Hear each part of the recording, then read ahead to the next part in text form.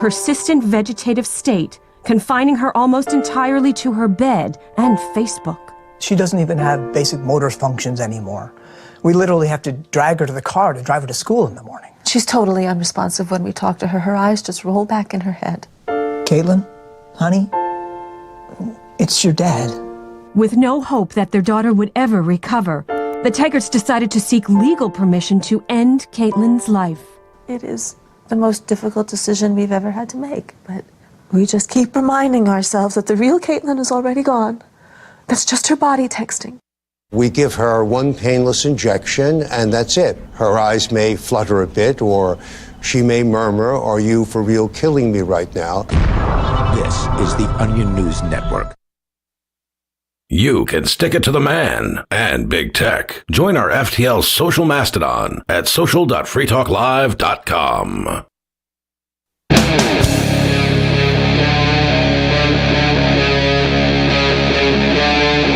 Free Talk Live.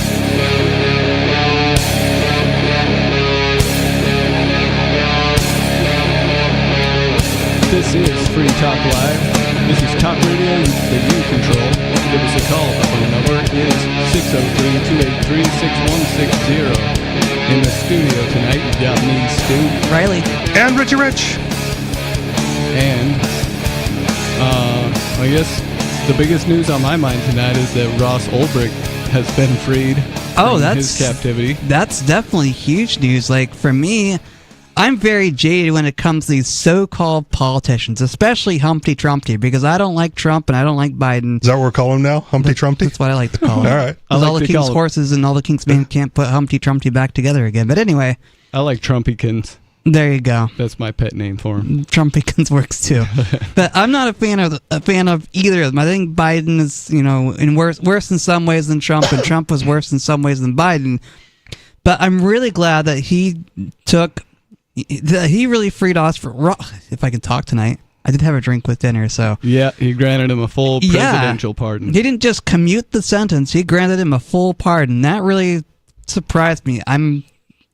I was taken aback by that, but I'm also really pleased that he got it done.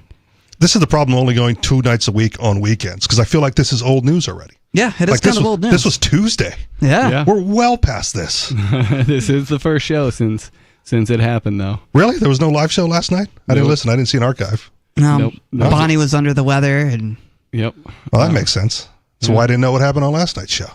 So I guess more accurately, though, you could say that instead of that being wonderful news, it's the end of really bad, 11 years long, really bad news. Right. Yeah. It's a thing that should have never happened in the first place. Oh, definitely. Like, he got railroaded by the state for sure. Life plus 40 years, or was it 140 years? I don't remember which. But double life plus 40. There you go. 2 life sentences plus 40 years. See, that's an absurd sentence for just programming a website. And during his sentencing, the judge felt it important to point out that his ideology was a threat to something, and that she didn't like it. So I mean, she's not wrong. Freedom, the ideology of freedom and liberty is a threat to the state and the government. Of course it is. And when he's creating a place to sell things that the so-called government people don't like, they're going to get all pissy about it. Yep. I personally found the ideas of liberty probably 5 months after he was arrested. Okay. So that was kind of a big story, and so this has always been one that I followed pretty closely. Yeah. Ironically, I had friends who lost money shopping on the Silk Road. Mm-hmm. Because despite its free aspect of it, there was still the possibility to get scammed because scammers exist everywhere. Yep, they do. Dude, you can get your drugs for Bitcoin. I'm like, oh, how do I get Bitcoin? Well, here, wire money to this weird European bank account and then wait. Yeah. That's the way it was back then. And he did. I don't know how much Bitcoin he had. Easier. Black markets definitely always have their risks. And I think most people who participate are aware of those. But in the early times, there was some scammers, but then they started with the ratings and the reviews, and you could buy from reputable sources who other people said delivered your drugs or whatever you were buying, on time and as it should. I found a couple of international news stories, neither of which I feel like reading online. One of them was not so favorable towards the release of Ross, and the other was kind of neutral. It was the reason for that is because he was slammed in the mainstream media as well, right? Like in libertarian circles, we go, he was convicted of a double life plus 40 for building a website. They made this guy into a monster of a bad guy when he was just murder for hire. A kid that wanted to sell some mushrooms on the internet for Bitcoin. Well, the murder for hire charge is obviously dropped. Right, but that's the story that the media runs with. Of course. So when they release they him, want to sensationalize the headlines and make him seem like an absolutely horrible human being. Right. How dare Trump free a horrible human being? And that's why most people still think it was a bad idea to free him, because they go like, he let this hitman guy go, this drug dealer, this kingpin, and that's still the narrative that the mainstream media runs with. And libertarians and anarchists and us folks, we go like, no, he was just a dude who built a website. Yep. Well, after 11 years in prison, he's finally out. A lot of that time in solitary confinement for refusing to take part in beating up some prisoner. So they had to put him in the hole so that the other prisoners wouldn't beat him up. Even the Ian situation, right? Like we go like, oh, he was just selling Bitcoin. He's in prison for 8 years just for selling Bitcoin. We do that. Right, but everyone else goes, no, it's because he facilitated a romance scam and stole money from old people. Right, that's the narrative outside of our circle. It is, and it's because the media wants to tell that story. It's the only way they're going to sell their headlines and sell news. Yep. They can lie about Ian and say, oh, well, he was a romance scammer. Right, but he's not going to make friends outside of our circles with everyone reading that narrative. Right. Well, right now, we've got Dave Ridley in New Hampshire on the line. Dave, what's on your mind tonight? Hey, guys. I'm actually visiting Colorado right now, but I have a piece of news for you either way. Yeah, go ahead. So the place where I heard about Ross Ulbricht's pardon was actually a website called allsides.com. So for 5 years, I've just sort of been pining for and wishing someone would set up a sort of an actual neutral news website that really you could rely on. And I think actually All Sides is it. And one of the indicators that they can be relied on. So what they'll do is they'll pull in news from a lot of different media organizations like Reuters or CNN or Reason Magazine or whatever. Isn't Reuters and the AP supposed to be the neutral source? They're supposed to be. Like they're the ones, just the facts, and then everyone else takes it and editorializes. Here's why I know that I like All Sides. Whenever they report something from Associated Press, they put in a disclaimer that it is leftist biased. Okay. Huh. Oh, that's now nice. They also, if they report something from National Review, they'll put in a disclaimer that it's right-wing bias, and if it comes from Reason, they call it centrist. So these are accurate representations. They do, by the way, call Reuters centrist. I'm not sure if that's accurate or not. Okay. And they write their own summary. This is what's so great. The All Sides writers themselves actually will try to write some kind of a neutral summary. I have never really caught them violating neutrality in their summaries, although I think they do sometimes identify themselves as leftists or rightists when they write an article. Interesting. So they wrote an article about Ross Ulbricht? I don't think they wrote it. I think they forwarded it from somewhere else and also summarized it. Was it fairly neutral then, or did it still kind of cast allegations that are? I think the article I read, and I don't remember where it was from, but the article I read was fairly neutral. And then I read another one from Reason Magazine, which was, of course, pro-Ross. But again, they make clear where everybody's coming from, more or less. Left, right, and center kind of covers it all. It'd be better to have two dimensions than one, but we know it's a start. Okay. Yeah. I mean, fair. When I read any news article, I kind of have in my mind where the bias is coming from, but also I just read for the facts. Yeah. Right? Like, these are the facts. And this again is what I tell people, especially when it comes to like InfoWars and Alex Jones. Right, he sprinkles in a lot of sensationalism, but all of his facts are like documented. Yeah, well, the way you get some value out of that, the way you separate the signal from the noise in that message is to just look for what contradicts, and then when you find, you know, the you go and look up all the stuff he says, and then you see what you can back up, and what, you know, and well, and that's the thing. A lot of contradictions, and those things you can go ahead and eject. A lot of it is like sourced, right? He's got his primary sources below the article, and if you want to click through like a Wikipedia page, you just click to the primary source. Or do your own search. Fine, but if the primary source is there, there's no reason to look for other sources. Like that's where the news is derived. That's true. If he's editorializing a study, right, and you got like the PDF of the paper right there, and you just read the paper of the study. Those are definitely good places to start. Right. And then you get the facts, and then you go like, okay, you know, the rest of it is sensational, but like, yeah, maybe they are putting in the water stuff in the water that makes the frogs gay. Yeah, or it messes with hormonal balances of animals. Right. It does. More accurate. But that's the sensationalism. But when he says it makes the frogs gay, we get wonderful internet memes. Indeed. Right. Or when he said, you know, your lights are spying on you, right? Well, the Hue lights and all the smart bulbs, they got the microphone in it to listen to you. So they're not really spying on you, but they have the capacity to listen to whatever you're putting out there, and that goes to some central server to activate the you know, what the light's about to do. So it's sensational, but there's always a hint of truth if you dig deep enough. Well, we all carry spies with us in our pocket daily. Which is why I don't mind having Alexa in my house. Yep, same here. Like if you've got the cell phone, we're on the same page, and my life is a lot more convenient. Yep. Do you have anything else, Dave? Well, I guess since I think they're so great, I should sing a jingle for them so everyone can remember their name. Awesome. Allsides.com. That was great, Dave. There you go. Thanks for the call.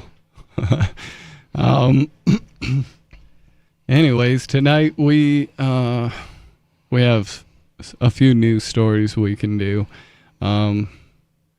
Richie has brought in a few, and I told him to go ahead and pick one out. You got one ready to go? I'll do the one that you said you wanted to do, and this is from Reason Magazine, so centered bias. A reputable news source. There you go.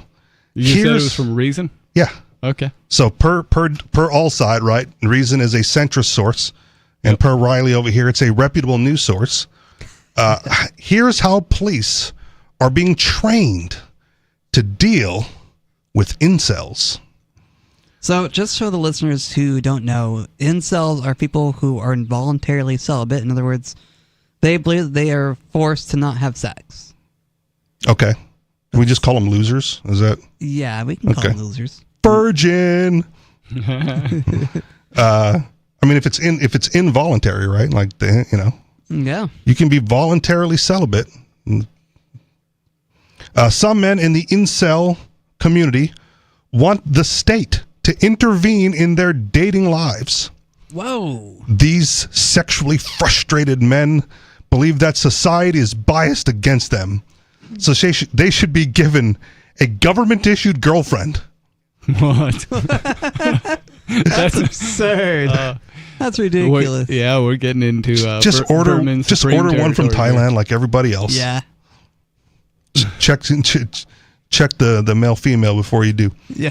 Incels have attracted attention from the authorities, just not in the way they would like. Or, if you wanted like a government issued girlfriend, like go into the military, right? Chicks dig a guy in uniform. I rarely ever see those dudes having any issues getting at least one. How faithful they are is questionable. Seems like there are a lot of routes you could go that would be easier than petitioning your government to give you a girlfriend. Women love a man in uniform, that's for sure. I don't know, man. If you're that desperate, right? Like hit the gym.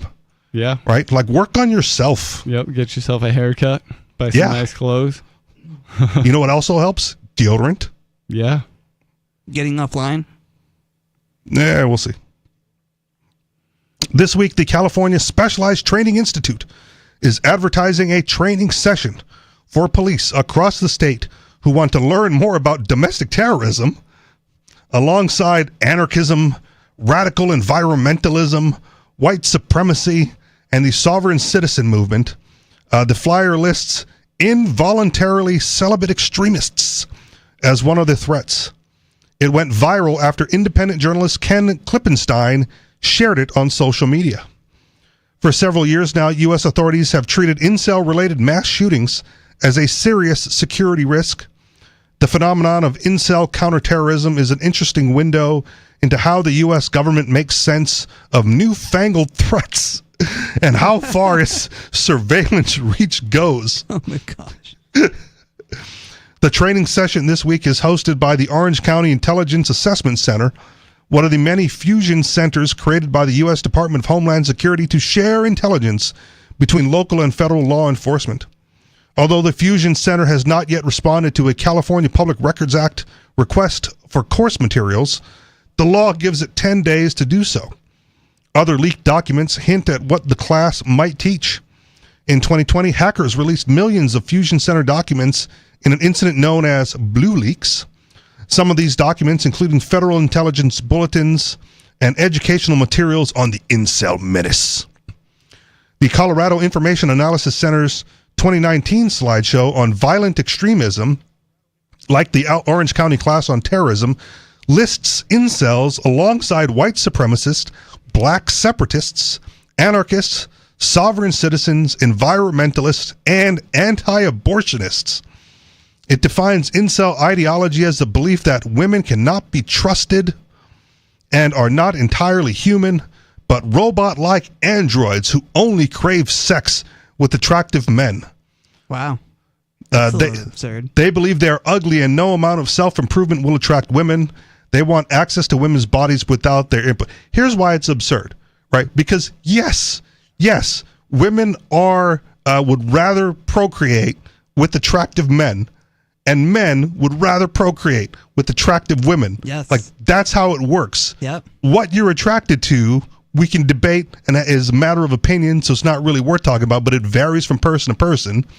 And the problem with incels is generally they're low quality mates, and they want a high quality mate. Yeah, they're 2 shooting for a 10. Right. Yep, you got to set your standards a bit lower there. Or boost yourself up to a 10, right? Like, work on your personality. Develop some hobbies. Maybe take some acting classes so you get used to, like, talking to people differently than how you are.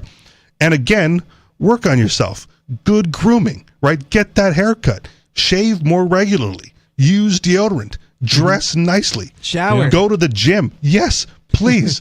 Do all the things that would attract, a higher quality mate if you're a 2, right? If you get yourself in order, you can go from a 2 to like a 6 really easily. You don't have to stay at 2. But if you're in your basement drinking Mountain Dew, eating Doritos, and complaining on the internet, you're not getting very far, man. No, you're really not. My suggestion would really just to be not to worry about it and read a lot of books. Okay. You can increase your intelligence too, but a lot of them probably think they're really smart. And you might find a girl that's into that. Yeah, we all think we're really smart, don't we? We do. We really do think we're smart. Maybe, but you can be a dummy working like, a normal retail job and still attract the females if you do some of the other stuff, right? And not all of them are attracted to book smart people. Yeah, doesn't happen, right? Especially with the stereotype of they only want the bad boys. Well, present as a bad boy then, right? If that's who you want to attract, present that. Lose the neck beard and throw away the fedora. As possible ways to deal with incels, the slideshow suggests intervention by their online community, authorities, and acquaintances. The next slide cites the case of a Utah man who was sentenced to prison for posting on Facebook that he was planning on shooting up a public place and killing as many girls as I see. Law enforcement puts a lot of energy, perhaps more than the public realizes, into tracking down violent online fantasies. In August 2019, the Portland Police Bureau Criminal Intelligence Unit put out a bulletin seeking information on a Reddit user who wrote and then deleted, "People ask, are you okay?" But never, "Are you planning to commit mass murder at the Black Lives Matter march in downtown Portland, Oregon on August 18, 2019 at 1900 local time with a Ruger 5.56 AR-15 style rifle and ammunition purchased from Northeast Arms in Salem, Oregon?" Glad I got that out. Very specific. The bulletin said that the user is believed to be 13-year-old going into 8th grade, includes his alleged photos, and report that he had posted content consistent with the incel movement. So again, 13-year-old incel, dude, you're not even supposed to be getting laid yet. Like, give it a couple years. Yeah, give it a couple years. Find a girl to hold hands with. Hold hands first. Get to know a girl. Then you can lay with her. And here's some unsolicited advice, because this was from a buddy of mine who had like no problem with the chicks, and he was in high school at the time. And he's like, dude, I always talk to the ugly chicks. Like, why would you do that? It's like, because when they get older, they'll be cute and they'll remember me. So like, and again, no problem getting ladies from his perspective. So if you're in that age range and like, there's a chick over there that might not be your standard now, maybe the friend zone's worthy of riding out for a few years and see what it turns into. Yeah, 5 years changes a lot. There you go. In May 2020, the Northern California Regional Intelligence Center uploaded a memo from Verizon about a Yahoo Answers user who posted that he felt like bringing a gun to school because it's white and racially bullied on a daily basis, and he called an incel loser. The memo includes a user's name, date of birth, email address, and IP address, which placed him somewhere in Canada. Verizon did not respond to requests for comment. The first known act of real-life incel violence was a Isla Vista massacre on May 2014, when a man named Elliot Rogers posted a YouTube video complaining about his virginity, then committed a series of murders around a local college campus.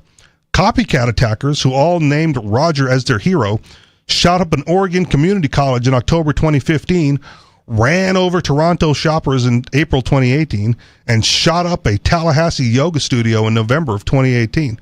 See, if you're going to go to the yoga studio, just go and do yoga. Yeah. Right? There are lots of women doing yoga. You can meet one of them. You could absolutely meet one of them. And if you're not like creepy about it, right? You can get in there.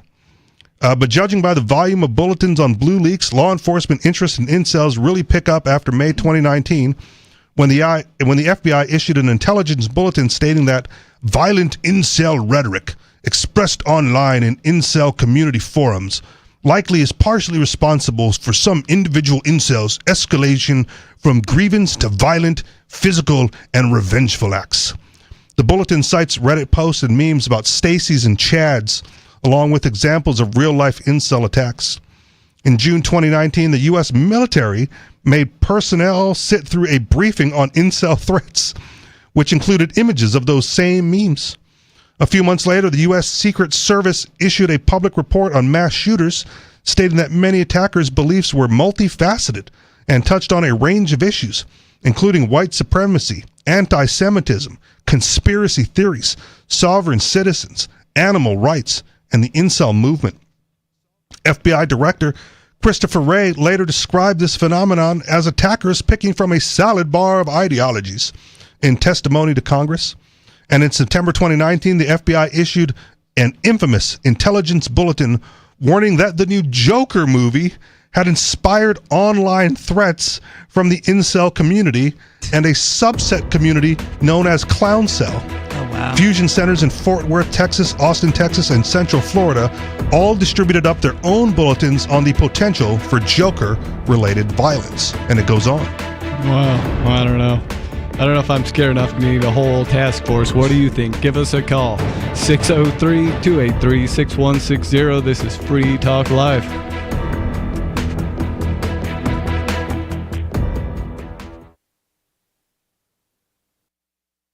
Join liberty-minded voluntarists, anarchists, and libertarians from June 13th through the 16th for the 8th annual Fork Fest at Rogers Campground in the beautiful White Mountains of New Hampshire.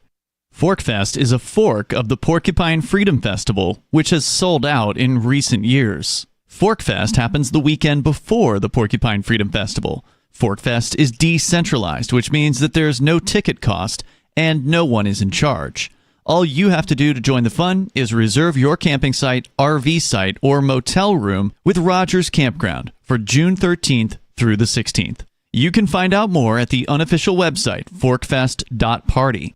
You can also connect with other attendees on the ForkFest Telegram and Matrix chat rooms, as well as the ForkFest forum. You can find links to those at forkfest.party. We hope to see you there June 13th through the 16th. forkfest.party. From Feature Story News in New York, I'm Sally Patterson. Donald Trump says he's planning to send illegal immigrants to the infamous Guantanamo Bay detention center in Cuba. The US president made the announcement while speaking to reporters on Wednesday from the White House. Mitch McCann reports. In recent days, immigration officers have been targeting undocumented migrants across the country as part of the administration's pledge of mass deportations.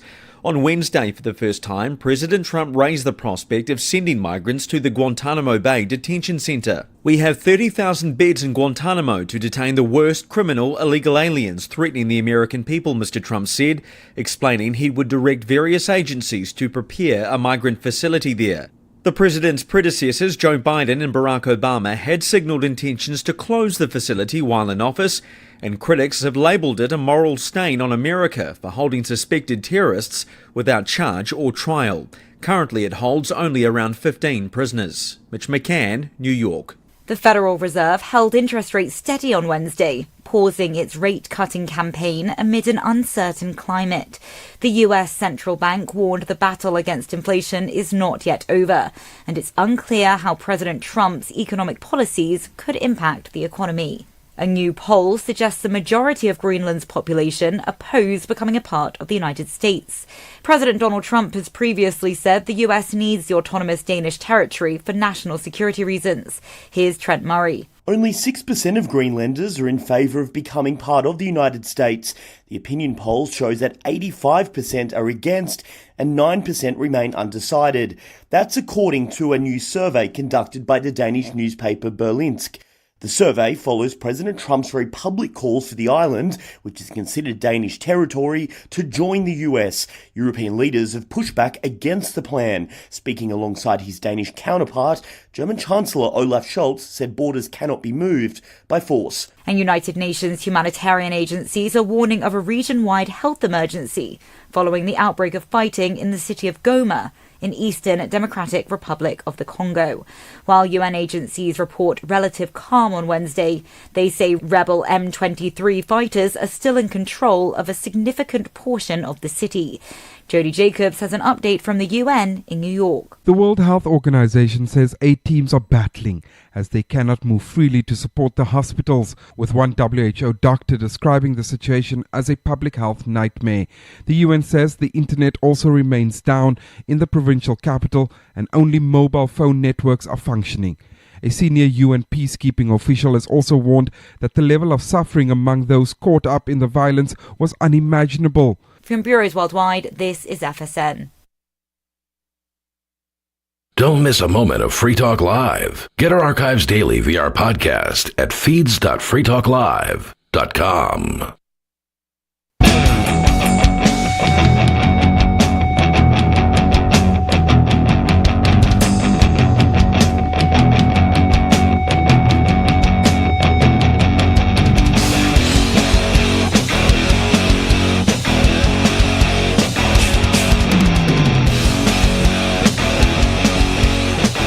This is Free Talk Live. It's talk radio you control.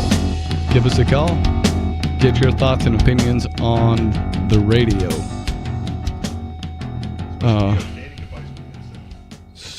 Sorry, you're still muted. I was going to do this read first. Are you tired of the oppressive rules and moderation of the big tech social media sites? Our Mastodon server at social.freetalklive.com can set you free. Mastodon is free, open source, decentralized, and federated. Multiple apps are available for iOS, Android, Windows, Mac, and Linux. Social.freetalklive.com. In the studio tonight, you've got me, Stu. Riley. And Richie Rich. It's my never mind, my audio is not weird. It just sounded weird for a second. Most recently, we were talking about police training for dealing with incels, and we were talking about incels specifically. Any opinion on the other categories of people on that list? Well, to me, it's concerning that they just put those people all the anarchists and sovereign citizens into one training group. And, yeah, and so it's a little weird. So I heard some talk in that article about some of it coming out. How much of that is out, and have you seen any of it? What do you mean? be more specific with the question. What's coming out? The material covered inside of that training program. Oh, that's the thing. They don't the California one. They're starting the training, but they haven't gotten the records request processed. Okay. So they tried to get the material and weren't able to on the publication date. So all this other stuff that they're talking about is from like the Colorado and the Utah trainings with similar materials. So the current one in California isn't available yet. Interesting. But it'll probably be similar, right? They're going to shoot up the school. Well, yeah, they're doing this in the fusion centers, right? Which is where your local government works with the federal government in order to either share information. Yeah. The shooter was known to us. He was on our list. We had been monitoring for several years. That's right. And and we supplied him with a lot of stuff too, huh? Weird. But they're not going to tell you that. They don't want to tell you that, we supplied him with a lot of stuff, because then it would look suspicious that the government's supplying things to these people. They already do look suspicious. Every time they say he was known to us, you're already suspicious. Well, why didn't you do anything then? Why didn't you question him then? Make sure he actually committed a crime first. Monitor him. If he walks down the street with a backpack or a guitar case, and since you monitor him, you notice like, he hasn't been taking any guitar lessons. Mm-hmm. Maybe there's something else in the case. About that, Richie Rich, because they don't think that way. Well, then they'd have to leave the office. Yeah. Okay. They got a nice coffee machine there. They're too busy monitoring online chatter. Yeah. From their desks. Yep. Recording the Free Talk Live radio broadcast. They might see if they can catch us on something else. They got to make sure that their favorite kingpin is still going to stay in a cage. Whatever. Yeah. Do you want me to continue this article? There's still a little ways to go. I mean, like 3 paragraphs. If you got more about that, there's only 3 paragraphs, as long as we don't have callers. To round out the hodgepodge of unrelated dangers, the bulletin also mentioned the threat of Islamic State group, car ramming, and drug-laced Halloween candy. Wow. I thought that one was like busted a long time ago. Yeah, I thought so too. Yeah, but they're evidently still doing that? Jeez. Were they ever doing it? No, I mean just the scare tactic of it. Yeah, every Halloween there's a new generation, a new group of kids to scare. I'm sure nobody is willingly giving your kids edibles. Be careful with saying nobody, because we know nobody. Yeah, we do know nobody. Yeah, he wouldn't do that though. He definitely has some edibles though. He wouldn't give them away. Okay, that's fair. Yeah, he wouldn't give them to some kids. Not to kids. Okay. He might give them to his friends. All right. It cites a 2018 report about an Ohio child who had meth poisoning after trick-or-treating. The police later arrested, anybody? His dad? Close, yeah, his parents. Oh. Concluding that the drug did not come from Halloween candy. And a 2019 article about Florida preteens who accidentally ate marijuana edibles at school. Now, that would be a good place to do it, right? If you were like the cafeteria lady. Yeah, and just wanted to mess with some kids. you giving me the side eye of the last time. No, have fun taking your exam now, boy. You messed with the wrong person. Enjoy your exams, my friend. You're not going to be so hyper in about 30 minutes. Are you, kid? The Fusion Center is an incredibly powerful system for disseminating information to law enforcement. When a bulletin goes out, police across America jump to attention. But all that information is not always put together in a coherent way. Oh, you don't say. A Senate report in 2012 concluded that fusion centers had forwarded intelligence of uneven quality, oftentimes shoddy, rarely timely, sometimes endangering citizens' civil liberties and Privacy Act protections, occasionally taken from already published public sources, more often than not unrelated to terrorism. Well, and that's the end of the article. I am shocked and horrified that goes on.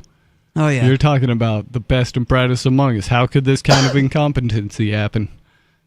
It's beyond me. Again, it's the low-hanging fruit, man. Like, why put in any effort to do actual police work?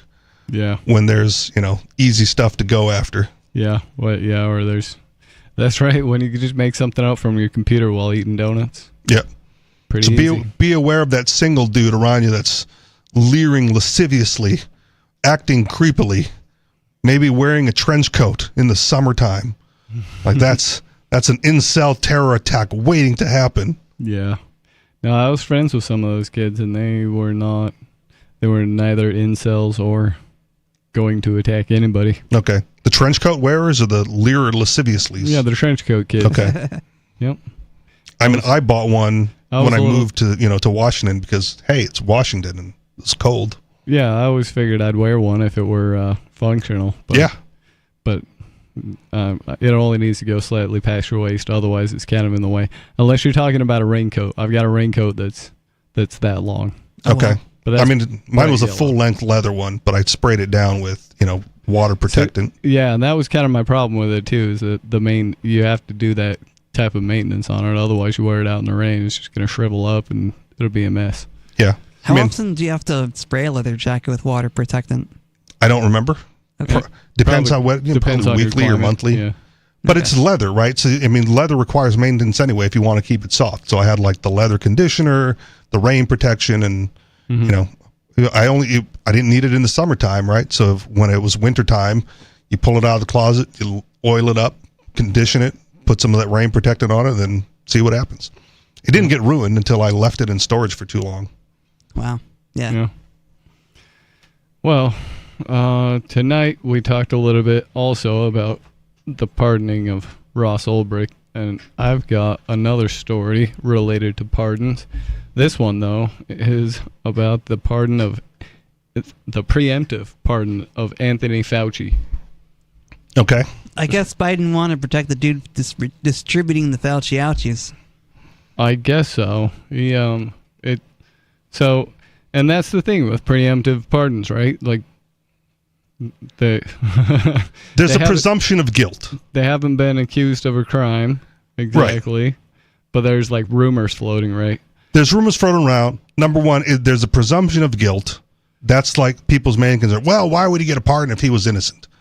But if from Biden's perspective, it was preemptive, and in his words, I'm not going to say this verbatim, but like his words were, he's going to be attacked politically, not because he did anything wrong, but just because, he's against Trump politically. And Trump is going to go after his political opponents for any number of things, right? And if we think back to like what they did to Trump, a lot of the attacks they levied at him, including the impeachments, were trivial in comparison. Yeah. Mm-hmm. Right? Like they threw everything at the wall to see what stuck.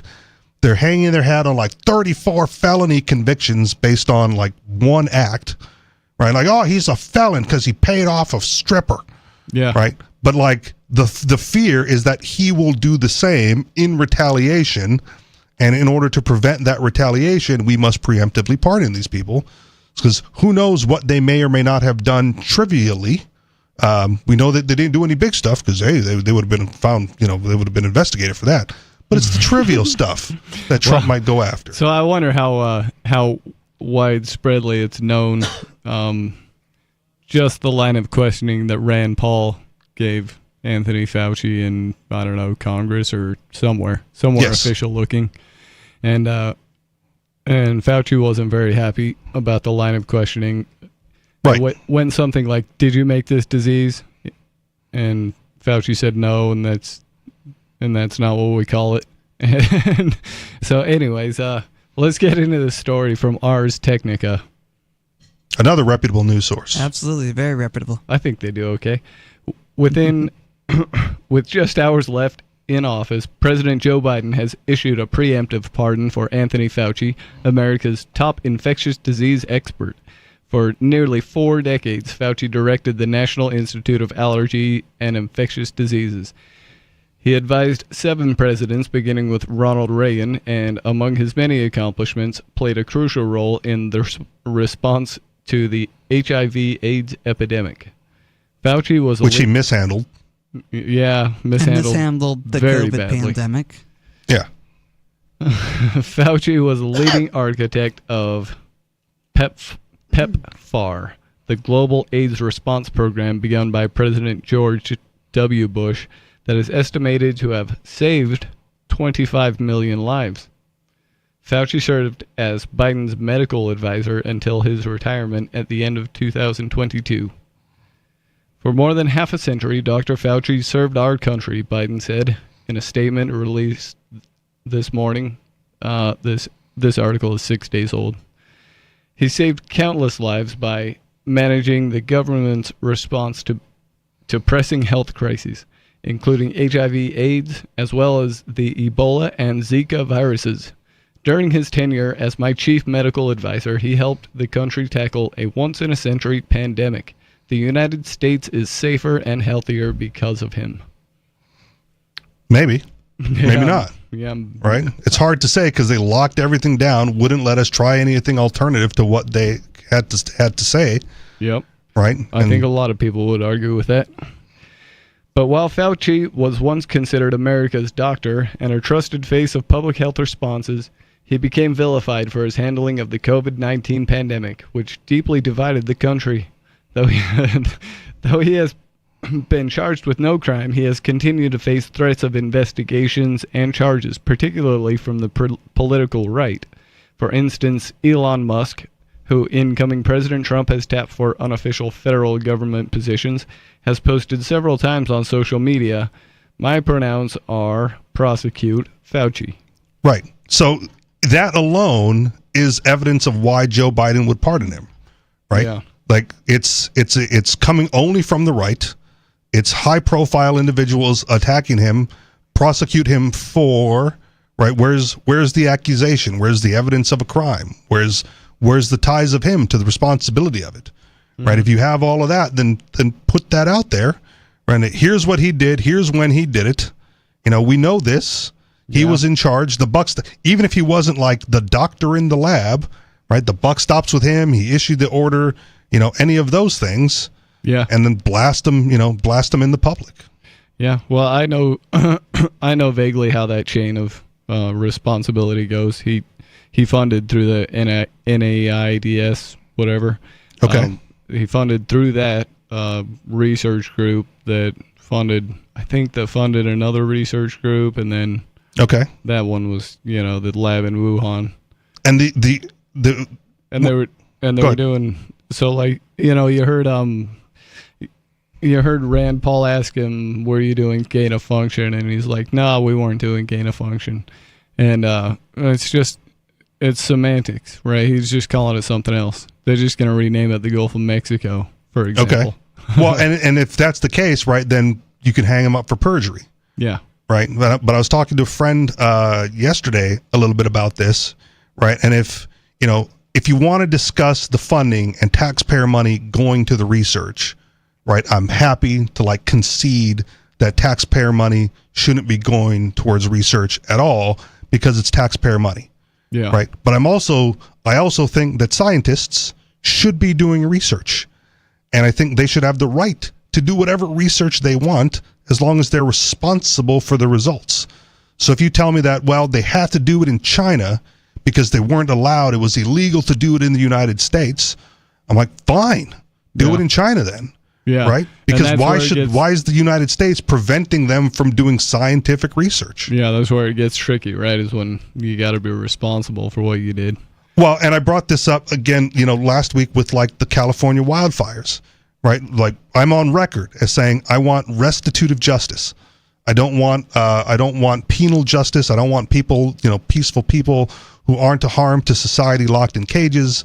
I want them working toward making good on whatever crime that they committed. I think that sounds way better than what we have. It does. But if you go like these California wildfires, right, caused, $100 billion worth of damages, right, or whatever that number is, and it's one guy who committed arson that started it all, right? Like, he's never going to be able to pay that all back. He's never going to be able to make good. It's impossible for one guy to make good on that. So, how do you get the justice, right? And if you're like a research facility in China, right, and you're doing whatever medical research you're doing, and a mistake is made and the virus gets out of the research facility, right, you're never going to be able to make good on that.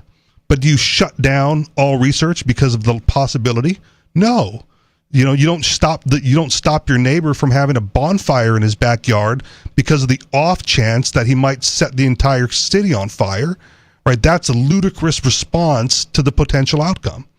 What do you think about backyard nukes? I'm for it. Okay. Again, like if it's in your backyard and you've managed to acquire it, right? It's none of my business. I think I have to take the for position as well. If the alternative is the the tyranny of a right, the threat of a jackboot on your throat. If someone has a backyard nuke and you have to stop them from having it, right? How are you going to do that? If you try to aggress against them, they're going to use the nuke. That's the purpose of having it in your backyard, is to prevent people from aggressing against you. Hopefully there are some people that know and love that backyard nuke builder and can have a peaceful intervention. Why would you even need to intervene? It's for his own protection. Well, just don't attack him. I don't know how don't try to take it away from him. In self-defense. You just push the button if someone comes to attack you. Yeah, but nukes are a lot more dangerous than a gun. You're going to destroy yourself. What's that? You're going to destroy yourself. Yeah, so don't attack me. Nukes are also more dangerous than a gun. So I don't know, a lot of more dangerous blasts. Yeah, radiation. But the response is don't aggress against the guy, and he doesn't have a reason to use it. Okay. Right? If you want to take it away, you have to aggress against him and his property because it's not your nuke to take. So it's a mutually assured destruction policy down to the individual. It can be. Why not? Okay. I think it might work out. I mean, an armed polite society is a polite one. If you don't want him to activate the nuke, just don't aggress against him. And if you're worried about him using it randomly, like, don't be his neighbor. You might have people move away. Really polite at that point. Yeah. If he's crazy, just move away. Why would you live next to a crazy guy who might set off a nuke? Unless you have one too, and you're like, hey, stay in line. Yeah. Because I got one too. If it's that affordable, right? Yeah. Well, I don't think this stuff is difficult or expensive to build. Okay. Well, I'll leave that up to you. I've never tried. I'm not building one. I've only halfway looked at it at all just because I'm curious. Where were you going to get the uranium? But I mean, the process is described in a Tom Clancy book. It's not like it's hard to find. So. Well, hard to find and like affordable are two different things. Oh yeah, materials wise. Well, there you go. Yep. Like I had a buddy back in the day who like wanted to make LSD. And turns out you really can't just get all the chemicals, and what they have on the streets is more like LSA. Yeah. It's a different compound but you could get that stuff online. Yeah. It's like, oh, we're going to make LSA instead. Can you find the process for it though? Yeah, because they did it. Yeah, okay. It's like, I wonder what the difference between LSD and LSA is. Look it up, man. Okay. It's mostly the chemicals that go into it, because LSD requires like a controlled substance that you have to be a scientist or a chemist, and you have to order it through the government, and it's, you can't really find that stuff on the street necessarily, or it's very difficult and very expensive. But LSA, like hardware store and online shopping, will get you everything you need. Okay. Okay. Interesting. Well, to continue with this article, it says that since retiring, Fauci has been under federal protection due to death threats on his life and the life of his family. That's right. He had a security detail. I think that Trump removed it. That is no more. Yep. In issuing the pardon, Biden emphasized that Fauci is not guilty of any wrongdoing. He justified the uncommon pardon by arguing that it is essentially a good conscience effort to protect from a political witch hunt. There you go. There you go. See? Just like Richie said. I believe in the rule of law, and I am optimistic that the strength of our legal institutions will ultimately prevail over politics. But these are exceptional circumstances, and I cannot in good conscience do nothing, Biden said. It's also my understanding, real quick, that they can go through the entire prosecutorial process, right? They can have an investigation. They can indict him however they want. They can present all that evidence in trial. They can find him guilty, and they just can't punish him, right? So then the question is, like, is it worth going through all that effort, spending all that time, money, and resources to get a guilty verdict on a guy that you can't sentence afterwards? No. Because he's already been pardoned. I mean, Probably not. It's taxpayer money. For me, I would say yes, because the information to be publicly known and admitted to. Yeah, but what are the people going to do of with that value. information, Steve? Why would people care? Putting Fauci in a cage is of little value to me. Yeah, but the average normal person, the average normal listener out there isn't going to care anymore. The COVID pandemic's over in their minds. Fauci being guilty of something isn't to them an issue. And if you want the information, just conduct the investigation And I would say again, if you want to get down to funding, I don't want taxpayer money and my resources going to that, right? But if you do, right, then start a GoFundMe or whatever it is and do your investigation. I guess the more illegal part, rather than the going out of country to do a program that he wasn't supposed to do, would be the cover up shortly after. Okay. Where he told if I'm remembering correctly, he told there's an email that got leaked between him and Peter Daszak saying, we gotta say this was this came out of the wet market. Okay. And don't even talk about the lab. And, yeah. So and they made a concerted effort to squash any stories in the media. Yeah. So, and if that's not true and there was a cover up, hang them on that. If that's if making up a story is illegal, right, go for it. But there's a lot of things that are legal elsewhere that the United States criminalizes and vice versa, right? And if you're not allowed to do it here, right, then you ought to be able to go elsewhere to do it where you can, right? Even like the cloning of animals, like, oh, you can't do that here. Right? Well, other places will let you. So if that's like the line of science you want to follow, you just go where you can do it. And I'm fine with that too. Yeah. That's the reason why Guantanamo exists, right? The United States doesn't torture, but you can do that in Cuba. You transfer everybody to Cuba where it's fine to torture and maim people for no crimes and not give them due process. I'm okay with some societies being okay with torture as well. I don't want to live in one of those. But the Guantanamo things, I'm not okay with the government sponsoring torture of people. I'm not either, but that's the justification, right? We can't do it here, but we can do it there. So you just move them there to do the bad stuff. That is... Or scientific research or whatever it is you want to do. That was the logic they came up with, I guess. Right? You want to buy marijuana in New Hampshire? No, you cross the border into like Vermont or Massachusetts or Maine. Wasn't that... Because you can't do it here. Supposed to be closed down... I don't know. 14 years ago or something? I have no idea, but I mean, there's no dispensaries here. Yeah. Right? You go elsewhere. You go where it's legal. Yeah. Oh, you mean Guantanamo? Yeah, it was supposed to be, but it's still operational. Yeah. Well, I guess they got to have somewhere to do their torture. We'll talk about this some more coming up. Give us a call. Get on the phones. The phone number here is 603-283-6160. Let us know what you're thinking about tonight. This is Free Talk Live.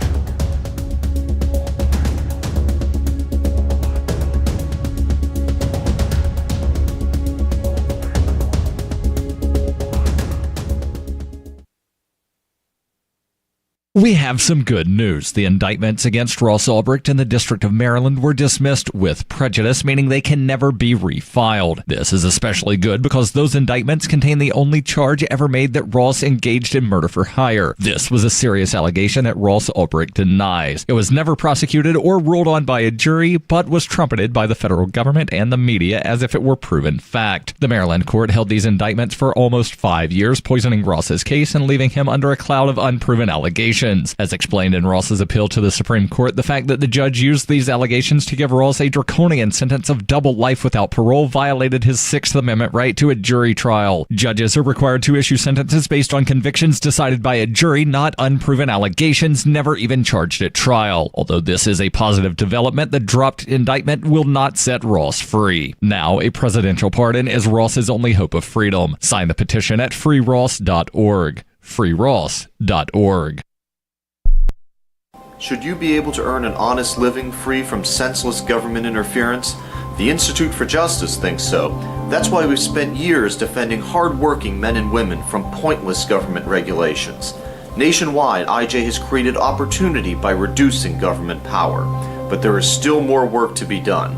Visit our website today at ij.org. Let IJ take care of the government so you can take care of your business.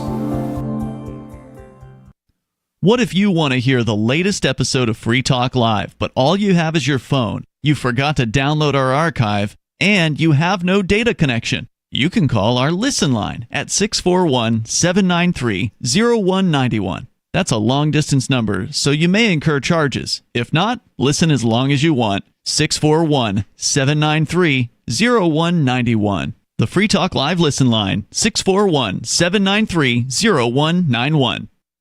The latest episode of Free Talk Live continues with Hour 2 up next after the news here at listen.freetalklive.com. From Feature Story News in New York, I'm Sally Patterson.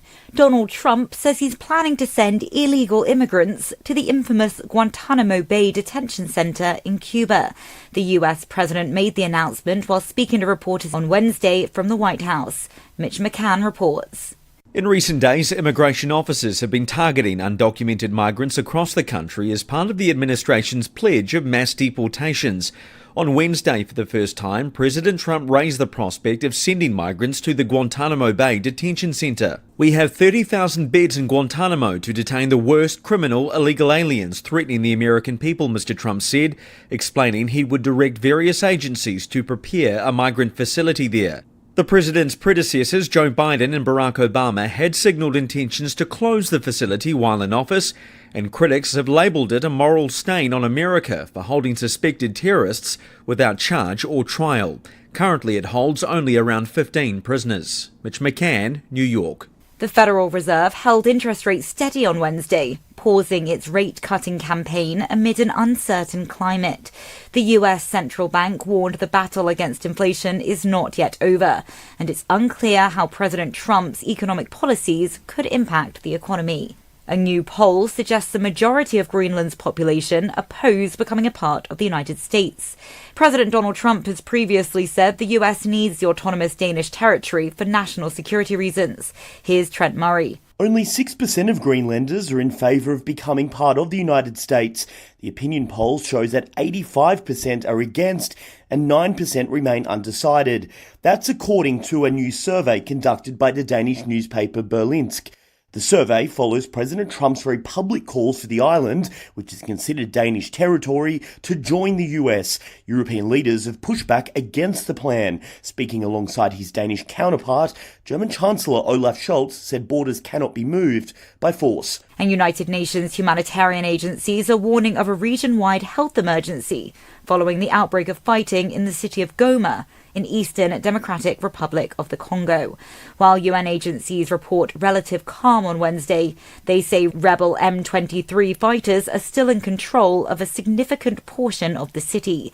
Jody Jacobs has an update from the UN in New York. The World Health Organization says 8 teams are battling as they cannot move freely to support the hospitals, with one WHO doctor describing the situation as a public health nightmare.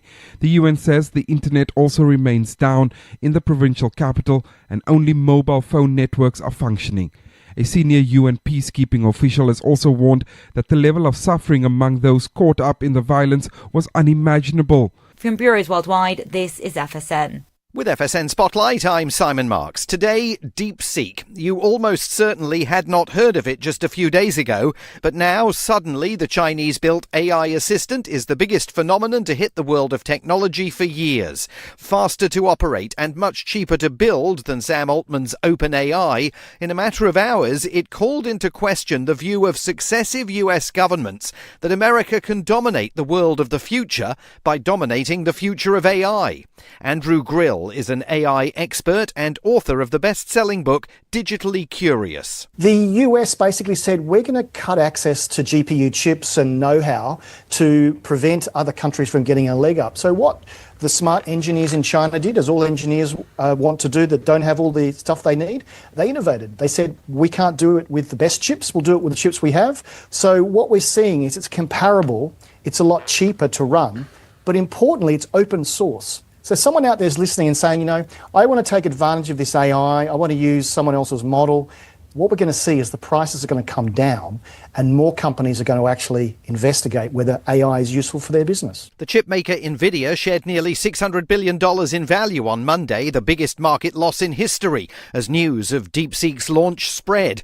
And DeepSeek is causing deep angst among tech giants and the Trump administration as they assess what it means for the future of the US economy. With FSN Spotlight, I'm Simon Marks. To recap the top stories, Donald Trump says he's planning to send illegal immigrants to the infamous Guantanamo Bay detention center in Cuba. The Federal Reserve held interest rates steady on Wednesday, pausing its rate-cutting campaign amid an uncertain climate. And the United Nations is warning of a region-wide health emergency following the outbreak of fighting in the east of the Democratic Republic of the Congo. That's the latest feature story news. Sally Patterson reporting. After notifying students that there will be no awesome events happening on campus this weekend, Hamilton College Activity Board Coordinator Jessica Wilson from the class of 2015 spoke to Onion reporters about the disappointingly empty days ahead. On behalf of the entire Campus Activities Board, I would like to truly apologize for failing to live up to the standards expected of us from everyone on campus. And the fact is, we let the school down. Wilson said that while the board is usually proficient at booking plenty of cool events for all students to participate in, the upcoming weekend will have no interesting lectures, no wrestling match against Amherst, no acoustic coffee house, and no outdoor movie screening of Silver Linings Playbook. We tried our best to organize a foam party in Dunham Quad for Friday night, but all the foam machines were rented, and we failed. This falls on us. We realize we don't deserve your trust yet, nor do we expect it, but we'll do everything we can to restore your confidence in us, starting with a comedy hypnotist show on Thursday at Minor Theater. Tickets are $5. This is the Onion News Network. We're still not sure why you'd want to watch, but our video feed is streaming nightly for free at cam.freetalklive.com.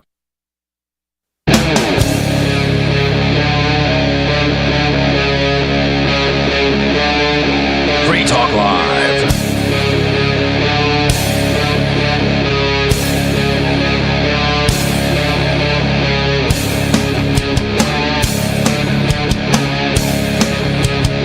This is Free Talk Live. Free Talk Live is radio that you control by calling in. Anybody's allowed to call and say pretty much whatever they want within the FCC guidelines. The phone number here to the studio is 603-283-6160. Free Talk Live is brought to you by LibertyMinded.com. Official Free Talk Live gear like t-shirts and hoodies are available at LibertyMinded.com. Plus, you'll find a unique collection of cool and funny liberty-oriented clothing at LibertyMinded.com. That's LibertyMinded.com. In the studio tonight, it's me, Stu. Riley. And Richie Rich. And previously, we were talking about the pardoning of... Previously on FTL. That's right. The pardoning of Anthony Fauci. Thank you so much for the radio voice, for the so-called narrator announcer voice. The so-called doctor, anyway. The alleged doctor, Anthony Fauci. So much hype built up now. Yeah. So to go on with this, where did he get his medical degree anyway? Probably a university in Africa. That's probably a question that's worth looking into, and who he met in college, and is that university still in existence, and are they willing to revoke it? Yeah. Right now, though, we're going to go to the phones where we've got a caller on the line. On-screen caller, you're on Free Talk Live. What's on your mind? It's a boy. Oh, man. I was so glad I had last week off. Did not have to hear that. The Dread Pirate Skeeter, the Commissioner of Murder of Free Talk Live. Oh, yes. Please, FBI, did you hear the admission? Did you hear it? Start investigating Skeeter because he is now known to you. Of Free Talk Live. I keep dispelling all your lies about Ross Ulbricht, Roger Ver, the government. That would probably just look like Skeeter investigating himself. Economics. The sad thing about the Roger Ver one is, like, someone posted and asked when the Roger Ver pardon was coming, and Elon responded out of all people and said no. He revoked or he renounced his United States citizenship, so he doesn't get a pardon. Tragic. Yeah, and it basically said like membership has its privileges. So Roger Ver is probably not going to be on the list. That's interesting. That's how he acquired his fortune, by being a member of the biggest, baddest gang of the world. You're talking about Elon Musk or Roger Ver? Oh, Roger Ver. He amassed his fortune by being a part of the government? No, by being a citizen. Yeah, by being a citizen of the United States. The people are the government, idiot. No, we're a collective. Whoa. Yeah. You can't be calling people Yeah. idiots on Well, the government is made up of people. We can call you an idiot, though. You have a vote, and you fund the government, right? I don't and you fund the government. I don't right? vote, and I haven't funded it voluntarily ever. Yeah, under duress So is not me being government. Do you transact with the citizens of the United States? I didn't know if they're citizens. I don't know what you mean by that. I'm going to say technically no, because we've already established there's no such thing as a United States citizen.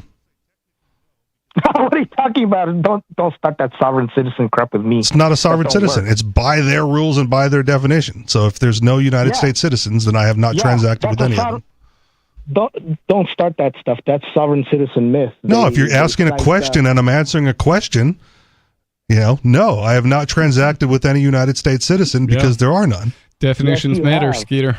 Yes. Yeah, no. You can't ignore the facts of the matter and then accuse me of lying. Definition from? What's that? Black's Law Dictionary. From another sovereign citizen? Black's Law Dictionary. Who told you this interpretation of a It's not an interpretation. It's the definition as laid out in Black's Law Dictionary. Let me guess, Christopher Gronsky. No, again, you've asked a question, Skeeter, and I've answered your question directly, and you're still throwing out straw men of other things I may or may not have gotten my information from. Yeah, that's not how you have a productive conversation. You don't look up the definition of a U.S. citizen in the Black's Law Dictionary, right? You look up the definition of citizenship. That's what they use. That's what they use. It's anyone. The 14th Amendment says it's anyone born in the United States. They're granted citizenship. And where else? Go ahead. Where else? So what's the definition in the Black's Law Dictionary of a U.S. citizen? Not of a U.S. citizen, of citizenship. Citizenship is, again, an agreement. It's an arrangement where you offer your duty of allegiance in exchange for their protection. Protection, essentially. An obligation of allegiance in exchange for a duty of protection. That's like the summary definition of citizenship in Black's Law Dictionary. Well, Skeeter thinks that they actually do protect you, which is, I can give you countless examples of how they don't. But, so we've been over this one. Do you have anything else? Because you never call what you really wanted to call about. So let's get to that thing. First off, the Supreme Court rules what the contractual duty of the government is. And they ruled they have a duty to protect the general public, which they do. You see... No, they've ruled that they do not have a duty to protect. That's why the agreement is null and void. And if they do, then their actions can show that they're wildly askew from that target. The Supreme Court, they ruled that they do not have a duty to protect any particular individual, but they have a duty to protect the general public. That is the contractual duty of the government to a citizen. You understand that? But if they don't have an obligation to protect the individual, then no individual is part of that arrangement. Yeah, and there is no collective. That's only made up of individuals. So if they're not accountable to the individual, they're not accountable to anybody. If the individual isn't covered by the collective contract, then it's null and void. They are accountable in elections. If they're guilty of dereliction of duty, they can go to jail. They can be fired. You just can't sue them. So stop with this sovereign citizen nonsense. It's not sovereign citizen nonsense. Again, it's by their rules and by their definition. But we all know they don't like their rules and their definitions. And you can sue them by hiring somebody who works for their team, and you're not going to win. Isn't the Constitution? It does not. It does.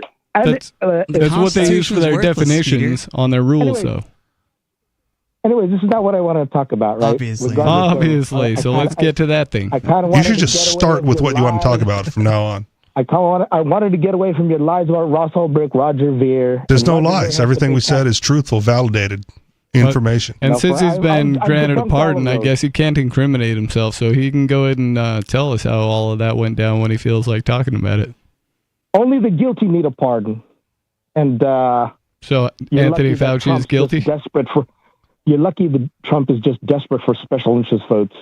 But anyway... Yeah, well, and to be clear, you're throwing out that rhetoric of only the guilty need a pardon, and that's not even how they're presenting it, right? Like, you're already off base.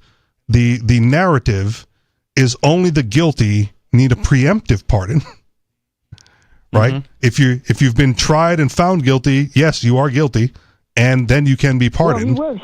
But the narrative going forward right now from the left, when they thought Trump was going to do it, and now from the right, that now that Biden has done it, right, is having a preemptive pardon before you've been investigated, before you've been arraigned and indicted and tried and found guilty, right? Before all of that, if you receive a preemptive pardon, there's an indicator or presumption of guilt a priori to any of those other actions. So you're not even getting the rhetoric right by saying only the guilty need a pardon, because that's already true. You pardon guilty people because they've already been found guilty, usually unfairly or unjustly, or that the sentence was unjust, and therefore you pardon them to retract all of that or commute the sentence if they've gotten time served.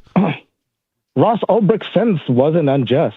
He scored the highest offense score of 43, right? Objectively, which recommended at least a life sentence. But he got double life plus 40 years. Yes. That's what you get when you're a pioneer of internet drug kingpinning and murder for hire. He was a kid who wanted to sell some mushrooms on the internet, man. You don't plead guilty, right? What do you expect when you don't plead guilty? What do you expect? He could have had 10 years to life. Right? Yes, but he wasn't guilty. Closer to 10. And he was never tried for murder for hire. You're just, again, you're the one falsifying the information and projecting this as something that he was tried and found guilty of when it is not true. I thought you wanted to get away from that. Anyways. Let me answer. You cannot be tried for murder for hire when they're imaginary people. He was charged with murder for hire on the one real person he tried to kill, right? Unfortunately, that trial didn't come to pass because he was not guilty of it and doesn't need to be pardoned from it. He was guilty. There was no trial. You just said there was no trial. He could not have been guilty. He could not have, because nobody died. He could possibly have been guilty of conspire to do so, but... Did you hear what I said? He wasn't tried for murder for hire. We know. That's the point. So why are you saying that he was pardoned for murder for hire? Or that he was a part of murder for hire? You can't be tried for murder for hire when they're imaginary victims, idiot. If they're imaginary victims, then he still did nothing wrong, idiot. Yes, he did. It was his intention. What's the crime? If you can't be charged with murder for hire if there's no victim and no hitman. The crime was his intention to kill a real person. He thought he was trying to kill a real person. That's a real crime. They get people for that all the time, right? That's like part of the TV shows of cops or whatever, where they're like, or the rentahitman.com website, where they actually get people exchanging the money. They did a whole movie about that recently. I forget what the movie was. Might have been Hitman or something.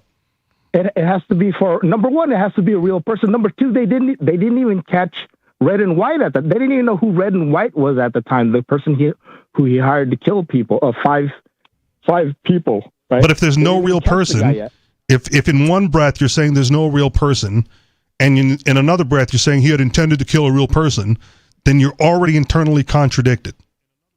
You can't have it both ways. There's no contradiction. And not only that, if you want to be accurate, you have to say DPR, because he wasn't the only person who had login credentials for that account. That's another libertarian lie.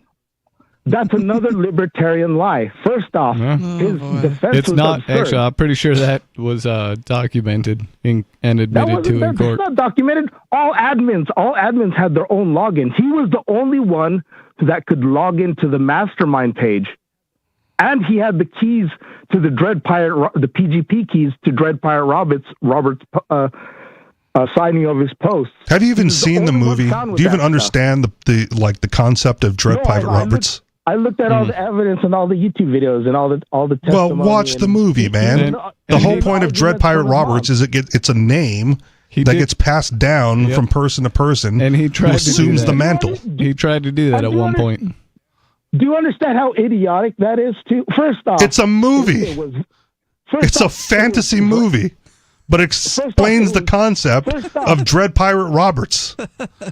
I understand the concept of Dread Then Pirate you Roberts. should know that if you have a login called Dread Pirate Roberts, that you can then pass that login to anybody you wish, and they assume the mantle.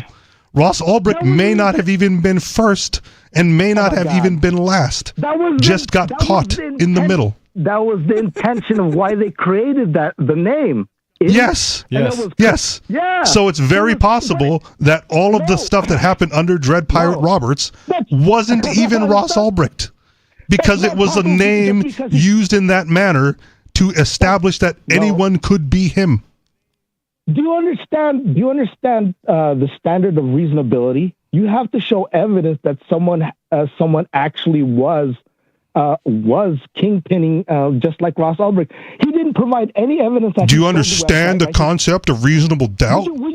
And that if there are multiple people with the login, you can't pin it on one guy because it could have been multiple people? Only one person had the login to the mastermind page. There was no evidence anyone else logged into the Silk Road mastermind page.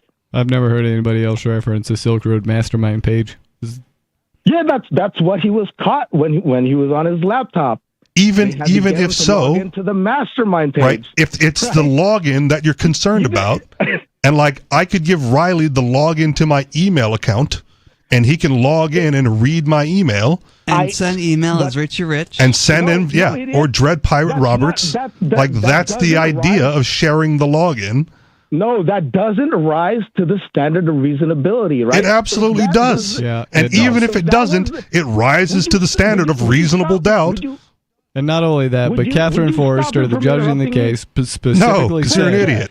that she was giving him such a harsh sentence because of his political ideology, and because she didn't like the way he thought, and that he wasn't going to change his mind. His ideology is dangerous when you're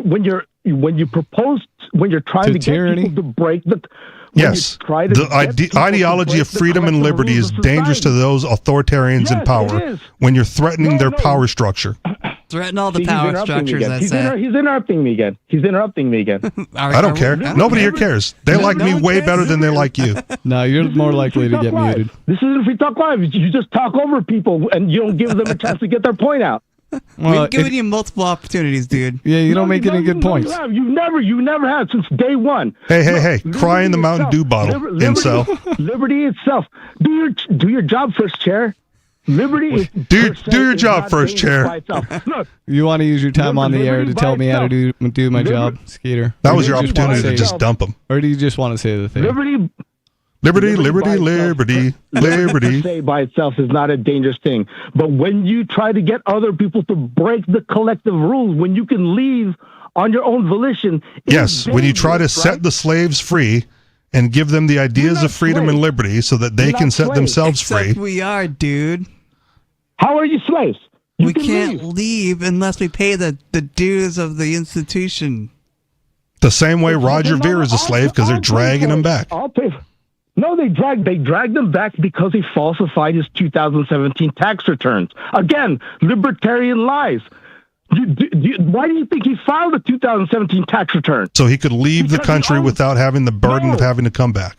I don't think you can fill out a tax return He left in 2014, correctly. idiot.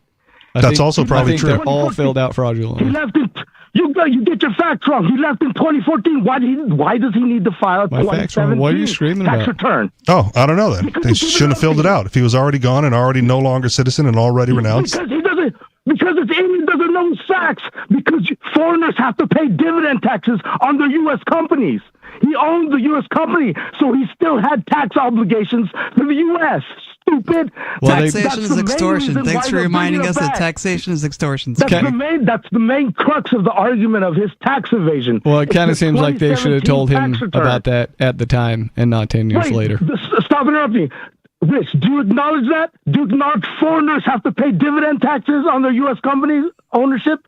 If you're saying that that's the rule, I acknowledge that's what you believe, but as we've just noted, taxation is extortion, and you have under libertarian philosophy, you have no obligation to be truthful with people trying to rob you.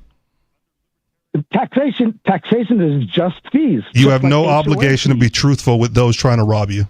Just like HOA fees, you're allowed to leave. You're allowed to leave. There's no excuse for you. Will you acknowledge what I just said? I didn't care what you said because you talked over me. Oh, okay. Listen to the first part. Why don't you wait and wait your turn and wait? Because you asked me a question and I answered it, and then you interrupted while I was answering your question directly. Yep. If you're gonna ask your question, you better wait for the answer. Idiot. No, wait for me to finish my point. No, what'd you hear? What'd you say? I said you have under libertarian philosophy, you have no obligation to be truthful with the people trying to rob you. Now, what's your case that they're robbing you? You're on their land, right? Just like the No, he was not on their land. He was already in another country. Gone. What land are the slaves on in Jones Plantation? Tell me. Master Jones. Yeah, and guess who Master Jones represents? Really, the collective citizens of the United States. Before that, no, he doesn't represent the collective citizenry of the United States. Yeah, he is the single tyrant in power at the time. No, yeah, that's the citizens with their collective vote, idiot. No, the citizens in that case are the plantation slaves. Yeah. So if the citizens were to agree with libertarian principles, you could abolish taxation right now. You just have to convince the general public. There's nothing about slavery that's involved in it. They take my money involuntarily. No, just like I don't give it to them. I don't give it to them willingly. Yep, I don't consent to them taking it, and I don't consent to what they use it on. Of course, you don't care about consent, Skeeter. I don't want to pay my mom rent. Is that involuntary? No, I can leave. Yes, right? You can leave because, again, we've already established this. It's a poor example because you're conflating private property with what is commonly referred to as public property. And in the United States, the prevailing ideology was that there were no kings who owned all the property and that we could all be landlords of our own property. Like that's what the United States represents. And so when everything is privately owned, then the crown has no claim. And if the crown establishes a claim, they are then tyrants. That's the difference. That's what separates us from the European model. Idiot. This is not a monarchy, idiot. This is. I know, which is why each landowner is sovereign to their own land. Like your mom is sovereign to her own apartment, of which you dwell in the basement. Right? She can kick you out, but the United States cannot kick me out because they don't own the land. That's right. And the deal is supposed to be that you can go get your own chunk of land. And not let your mom there if you don't want to, if you're bad at her. No, you can't. That was never the rule. That was never the rule of the United States. You can't just get your own land. You're not subject to the jurisdiction of the government, right? The government is representatives of the general public, right? No, the rule was that you could get your own land. Yep. That's why there is still the concept of a allodial title in some areas where it's free and clear of all government intervention. Where does it say in the Constitution that when you get your own land, you're not subject to the jurisdiction of the Constitution? The Constitution is a document to talk about what the government can and cannot do, and not what the people can do. And if you want to find it anywhere, it's likely going to be in the 9th Amendment, which says anything we haven't already covered is reserved for the people or the states that they reside in. Like the 9th and 10th Amendment. If the government, if it's not authorized by the federal government in the Constitution, it's reserved to the states and the people. If that were the case, then the states could determine if slavery is legal or not. That's why they fought a civil war, you moron. Yeah, no. If you were to take your argument, then you could make a case that. So you agree with that? That the states can? No, I'm saying that's what they fought for. I'm not a fan of slavery, but that's the claim. We have states' rights. We want slavery. You're not in charge of us. Nice try again. I'm making some sense. Maybe you can do better next time. Give us a call at Free Talk Live, 603-283-6160. It's Free Talk Live.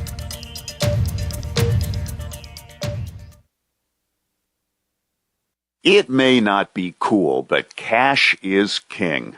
I'm Holland Cook with Inflation Hacks. Cash doesn't come back to haunt you at the end of the month unless, as Marianne posted on our blog, you're incurring ATM fees to get your cash. So if you're paid via direct deposit, pay with a debit card and keep it safe. Unlike a credit card, your debit card is good as cash to whoever has it. Previously, we've reported how Costco pharmacy prices beat the big chains, and you don't have to be a member to fill a prescription there. Now, you can thank a Shark Tank star for another super saver option. At Mark Cuban's CostPlusDrugs.com, you can search your meds by brand or generic name or your health condition. Some could cost hundreds less per course than what you pay at retail.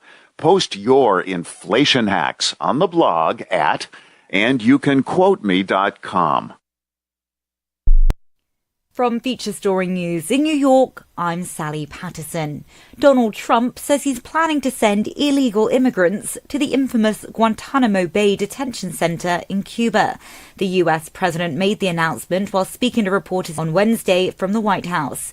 Mitch McCann reports.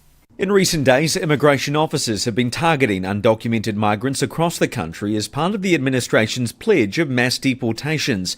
On Wednesday, for the first time, President Trump raised the prospect of sending migrants to the Guantanamo Bay detention center. We have 30,000 beds in Guantanamo to detain the worst criminal illegal aliens threatening the American people, Mr. Trump said, explaining he would direct various agencies to prepare a migrant facility there. The president's predecessors, Joe Biden and Barack Obama, had signalled intentions to close the facility while in office, and critics have labelled it a moral stain on America for holding suspected terrorists without charge or trial. Currently it holds only around 15 prisoners. Mitch McCann, New York. The Federal Reserve held interest rates steady on Wednesday, pausing its rate-cutting campaign amid an uncertain climate. The U.S. central bank warned the battle against inflation is not yet over, and it's unclear how President Trump's economic policies could impact the economy. A new poll suggests the majority of Greenland's population oppose becoming a part of the United States. President Donald Trump has previously said the U.S. needs the autonomous Danish territory for national security reasons. Here's Trent Murray. Only 6% of Greenlanders are in favour of becoming part of the United States. The opinion poll shows that 85% are against and 9% remain undecided. That's according to a new survey conducted by the Danish newspaper Berlingske. The survey follows President Trump's very public calls for the island, which is considered Danish territory, to join the US. European leaders have pushed back against the plan. Speaking alongside his Danish counterpart, German Chancellor Olaf Scholz said borders cannot be moved by force. And United Nations humanitarian agencies are warning of a region-wide health emergency following the outbreak of fighting in the city of Goma in Eastern Democratic Republic of the Congo. While UN agencies report relative calm on Wednesday, they say rebel M23 fighters are still in control of a significant portion of the city. Jody Jacobs has an update from the UN in New York. The World Health Organization says 8 teams are battling as they cannot move freely to support the hospitals, with one WHO doctor describing the situation as a public health nightmare. The UN says the internet also remains down in the provincial capital and only mobile phone networks are functioning. A senior UN peacekeeping official has also warned that the level of suffering among those caught up in the violence was unimaginable. From bureaus worldwide, this is FSN. You can help spread the ideas of liberty with our Patreon for just $5 per month at amps.freetalklive.com.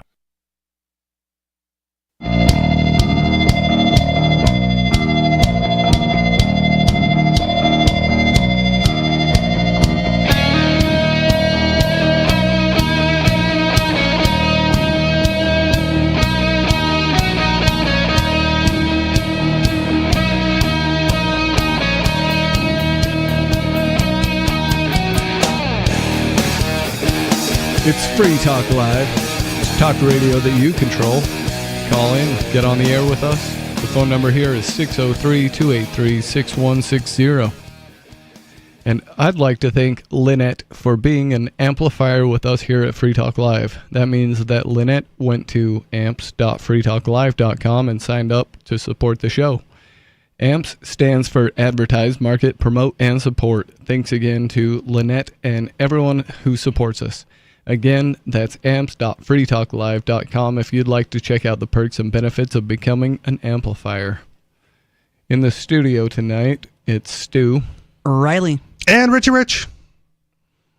And we're going to go right to the phones where we've got Kadu calling from Connecticut. What's on your mind, Kadu?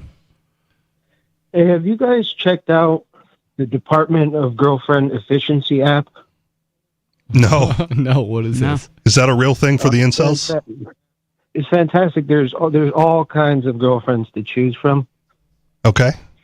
And although, which one did you pick? Well, I'm still scrolling through, checking out the options, but I'm upset. You're not a power swiper? They don't. Not really. They don't have one yet who is okay with the Dorito crumbs on the bed, but I'm hoping that it'll show up soon. Is that like a checkbox in the fetish section? Yeah. Must be okay with Dorito crumbs. Another great. Give her the old orange fingers.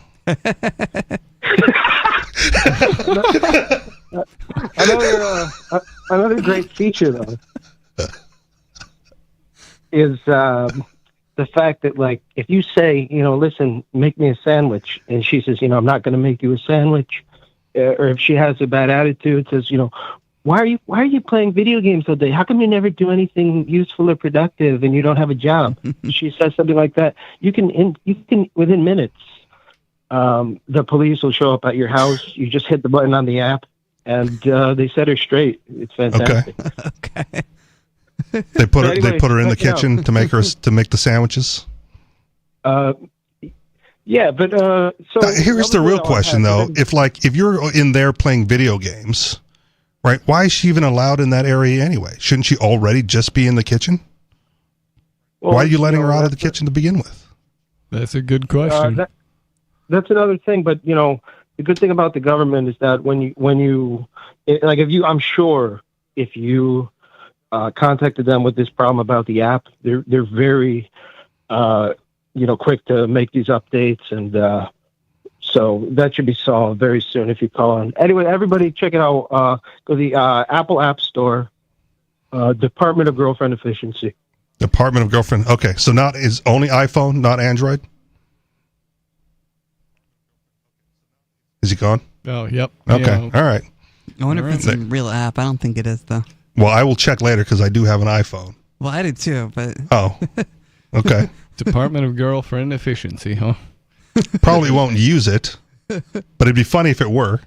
Yeah. Yeah, it would be funny. Remember the original iPhone? They had like the red dot app?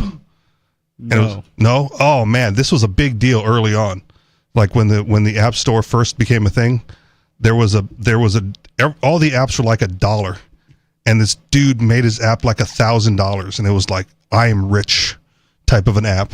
And all it did was put like a red icon on your phone. Huh. And it's like, so if you had the red icon, it's like everyone knew that you could afford this like $1,000 app that only put that thing on there. Wow. But people thought it was a joke. And when they got the charge for $1,000, like, what is this? This is not what I paid for. I'm like, yeah, it was. It said, I'm rich. And it's $1,000. It was a thing. That's hilarious. It was. Hilarious. Yeah. That's obscene.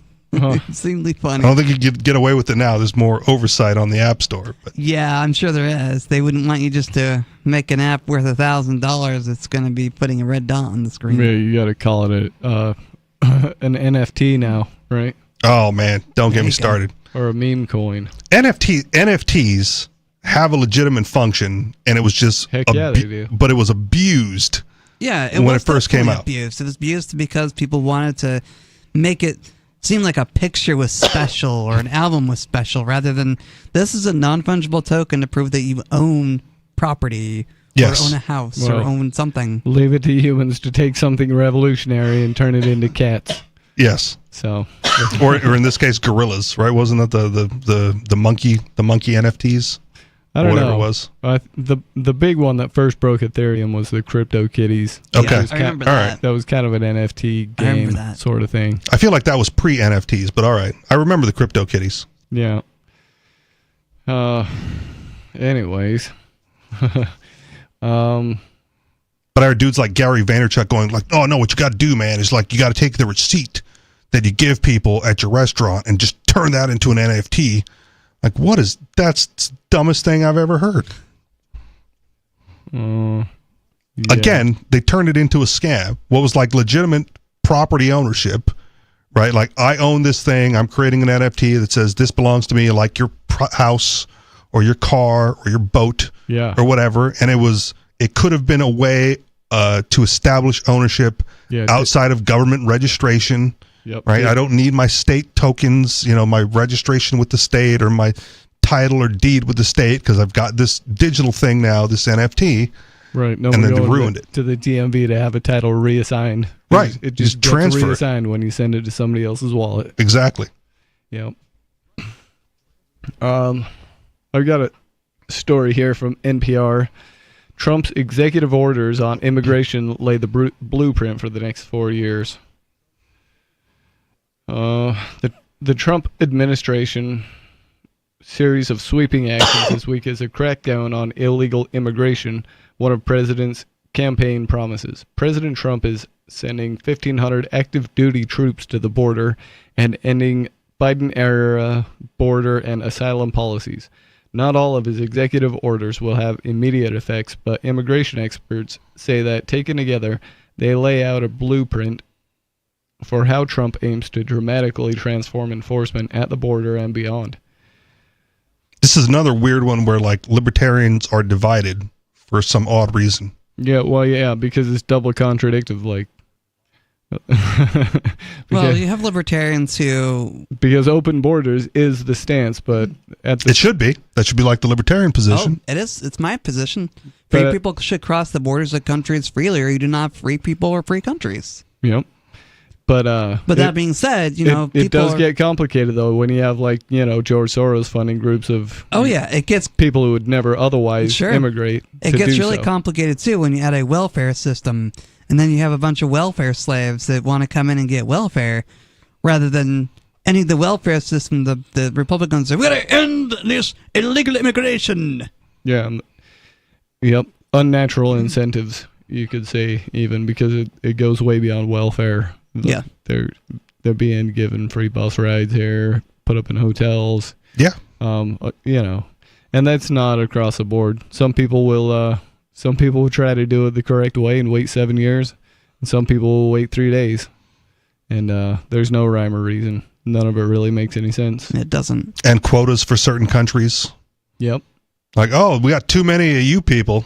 We got to let in more of those guys over there. So instead of making the immigration process easier, Trump is opting to deport people. Someone brought up an interesting thing, like if Biden really cared about all the immigrants that were already here illegally, why not issue that blanket pardon at like the 11th hour before, like you got his whole family out of there. He got Fauci off the hook, right? Pardon to all immigrants who were here, between the years, yada, yada, yada, and this date, you are now legal. Congratulations. You're now citizens. Like, get a job. Yep. On another note, he's you heard that he's doing away with the anchor babies policy. Yeah. That's pretty controversial. Isn't that one of the original things listed in the Constitution? It's not the original. I don't think it's necessarily original. I think it's the 14th Amendment that established it. Yes. And it came after the 1860s. Okay. So here's the controversial part of it. And if you want to pull up the text, I mean, I could do it quickly, but it comes, the verbiage that they're adjudicating is of the jurisdiction of, or within the jurisdiction of, or whatever. Like there's a comma in the 14th Amendment and it talks about jurisdiction, and then there's another comma, and the entire argument is like between those two commas. And again, I was having this discussion yesterday with a buddy of mine, and one of the things that he brought up was like John McCain and Barack Obama and like their United States citizen status. And the claim was that even if Barack Obama was like born in Kenya, because he was born to two American parents, he's de facto an American citizen. And even though John McCain was like born on a naval base outside of the country or whatever, whatever base he happened to be born on, because he was like, born of American parents, that makes him an American. I go, okay, if that's the established line, right, then you have to use that when it comes to like Mexicans. Yeah. Right. If the Mexican mom and the Mexican dad is like of Mexican descent, it does not matter where they delivered that baby. That's a Mexican baby. Yeah. And I think that's Trump's claim to waive the birthright citizenship, is that the parents are of the jurisdiction of Mexico as Mexican citizens, right? And therefore their progeny is of the jurisdiction of Mexico and is therefore a Mexican citizen or whatever country, right? And therefore not of the jurisdiction of the United States and not granted de facto birthright citizenship. Well, some people disagree with that, even though sounds logical to me. The ACLU has gone ahead and filed suit against Donald Trump specifically. Okay. Charges the Trump administration with flouting the Constitution's dictates, congressional intent, and long-standing Supreme Court precedent. All right, I pulled it up real quick, so let me just give you the actual verbiage, and then you can carry on. Yeah. Section 1 of the 14th Amendment. All persons born or naturalized in the United States, comma, and subject to the jurisdiction thereof, comma, are citizens of the United States and of the states wherein they reside. So the whole argument is and subject to the jurisdiction thereof. Like that's where the argument is being hung. Okay. And again, already established, with Skid Row on the call, right? There's no real United States citizenship, so it's all null and void. Right. But they're going to say you are or you aren't, and that's where they're hanging it. Yeah. I wonder what Mexico's policy is towards Mexican babies born on American soil.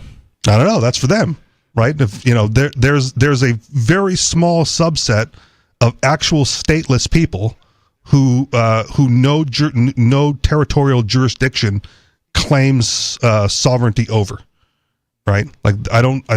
There's a list somewhere. I don't have it in front of me. I can look it up again. But like a stateless individual is a thing where they're not a citizen of any country on the planet. Yeah, I heard that's a tricky place to be. It is a very tricky place to be, right? What do you do? Basically, you're subject to being thrown in a prison without any protections. Right, and so per Elon Musk and Roger Ver, right? There's a price to pay for or what? How would I say? I can't remember the exact quote, but I can't either. But there's a benefit to. There's a benefit to membership, essentially. Yeah, something like that. Yeah. Yeah. Membership has its perks, or whatever he said. So if you have to be, it's to get away with that sort of thing, right? We're all fans of statelessness and anti-government, and you don't own me. Right, but if someone doesn't claim you, life is difficult. Indeed. Well, according to Anthony D. Romero, executive director of the American Civil Liberties Union, denying citizenship to U.S.-born children is not only unconstitutional, it's also a reckless and ruthless repudiation of American values. Birthright citizenship is part of what makes the United States the strong and dynamic nation that it is. This order seeks to repeat one of the gravest errors in American history by creating a permanent subclass of people born in the U.S. who are denied full rights as Americans. We will not let this attack on newborns and future generations of Americans go unchallenged. The Trump administration's overreach is so egregious that we are confident we will ultimately prevail. Yeah. Yeah, I don't know. We'll see how that goes. To me, it seems unconstitutional on the surface, but again, if it's never been challenged before and this is the challenge, right, the courts are going to weigh in on one way or the other. Well, the way the 14th Amendment's worded, to me, doesn't sound like they're necessarily under the jurisdiction, unless they're just claiming ownership over that person because they were born here. Like, born here, it's mine. Claimed. Well, that's the 14th Amendment as it stands now, right? You're born here, you're subject to the jurisdiction of the United States, and they claim you.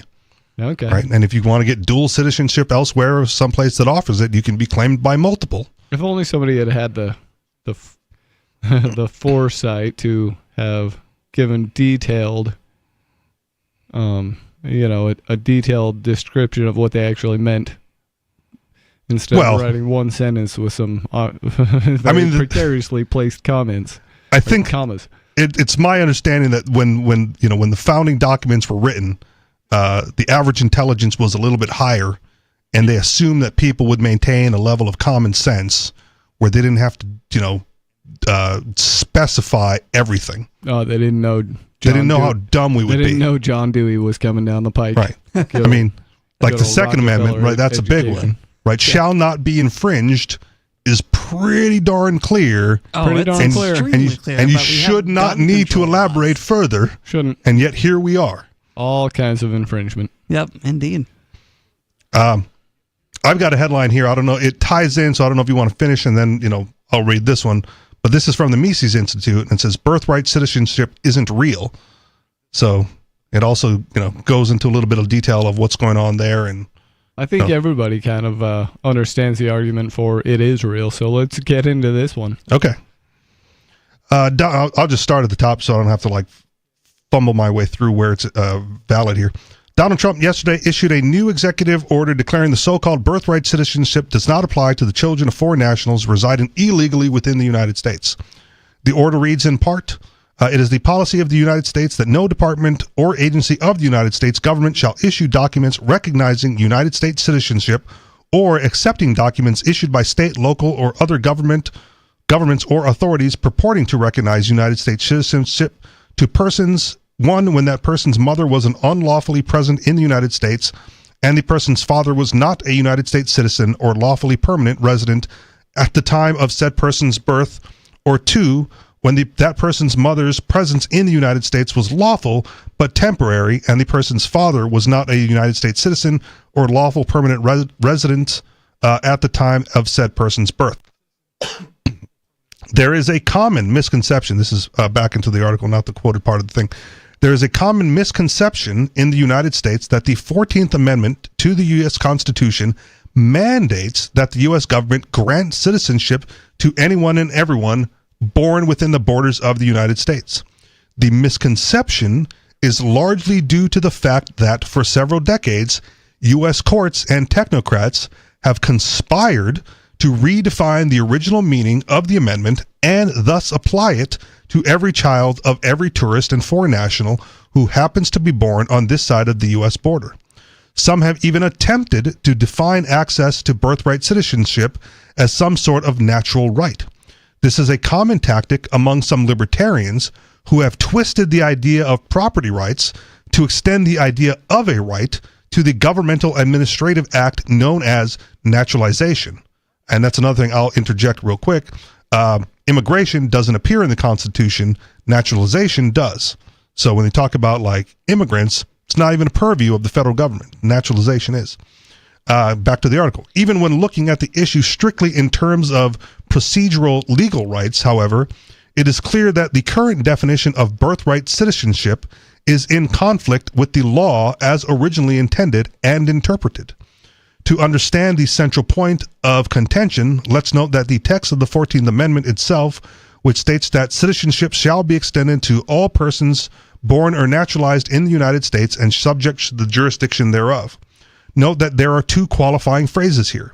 The person in question must be both born or naturalized in the United States and subject to the jurisdiction thereof.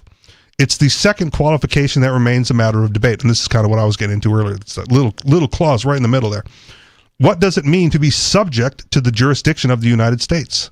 This issue is explained by legal scholar Hans Spakovsky, who notes that advocates of granting birthright citizenship to anyone born in the United States, quote, erroneously believe that anyone present in the United States has subjected himself to the jurisdiction of the United States, which would extend citizenship to the children of tourists, diplomats, and illegal aliens alike. But that is not what the qualifying phrase means. Its original meaning refers to the political allegiance of an individual and the jurisdiction that a foreign government has over that individual. The fact that a tourist or illegal alien is subject to our laws and courts if they violate our laws does not place them within the political jurisdiction of the United States as the phrase was defined by the framers of the 14th Amendment. This amendment's language was derived from the 1866 Civil Rights Act, which provided that all persons born in the United States and not subject to any foreign power would be considered citizens.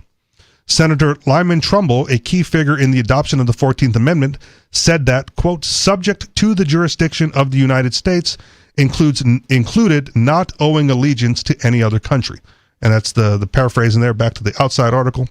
The court themselves have historically recognized this distinction, noting that the whole purpose of the 14th Amendment was to grant citizenship to former slaves who obviously were not connected to any other country or sovereignty.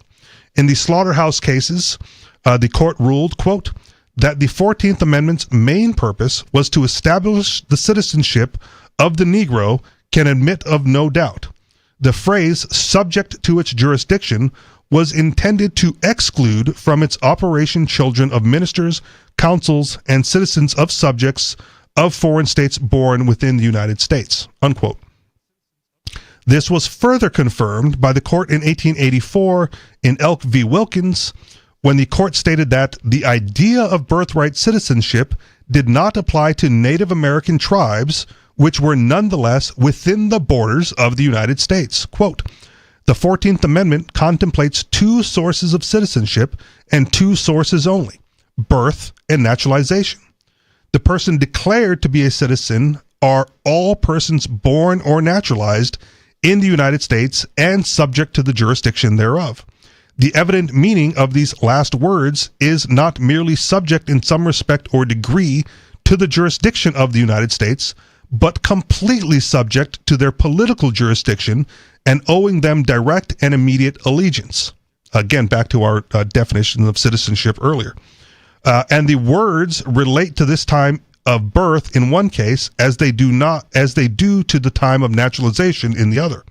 Persons not thus subject to the jurisdiction of the United States at the time of birth cannot become so afterwards except by being naturalized, either individually as by proceeding under the Naturalization Act or collectively as by the force of a treaty by which foreign territory is acquired. Indians born within the territorial limits of the United States, members of and owing immediate allegiance to one of the Indian tribes, an alien though dependent power, although in a geographical sense born in the United States, are no more born in the United States and subject to the jurisdiction thereof within the meaning of the first section of the 14th Amendment than the children of subjects of any foreign government born within the domain of that government, or the children born within the United States of ambassadors or of public ministers of foreign nations. In short, the court recognized that the tribal lands were within the legal jurisdiction of the United States, but this did not mean that everyone born within these borders were automatically granted citizenship.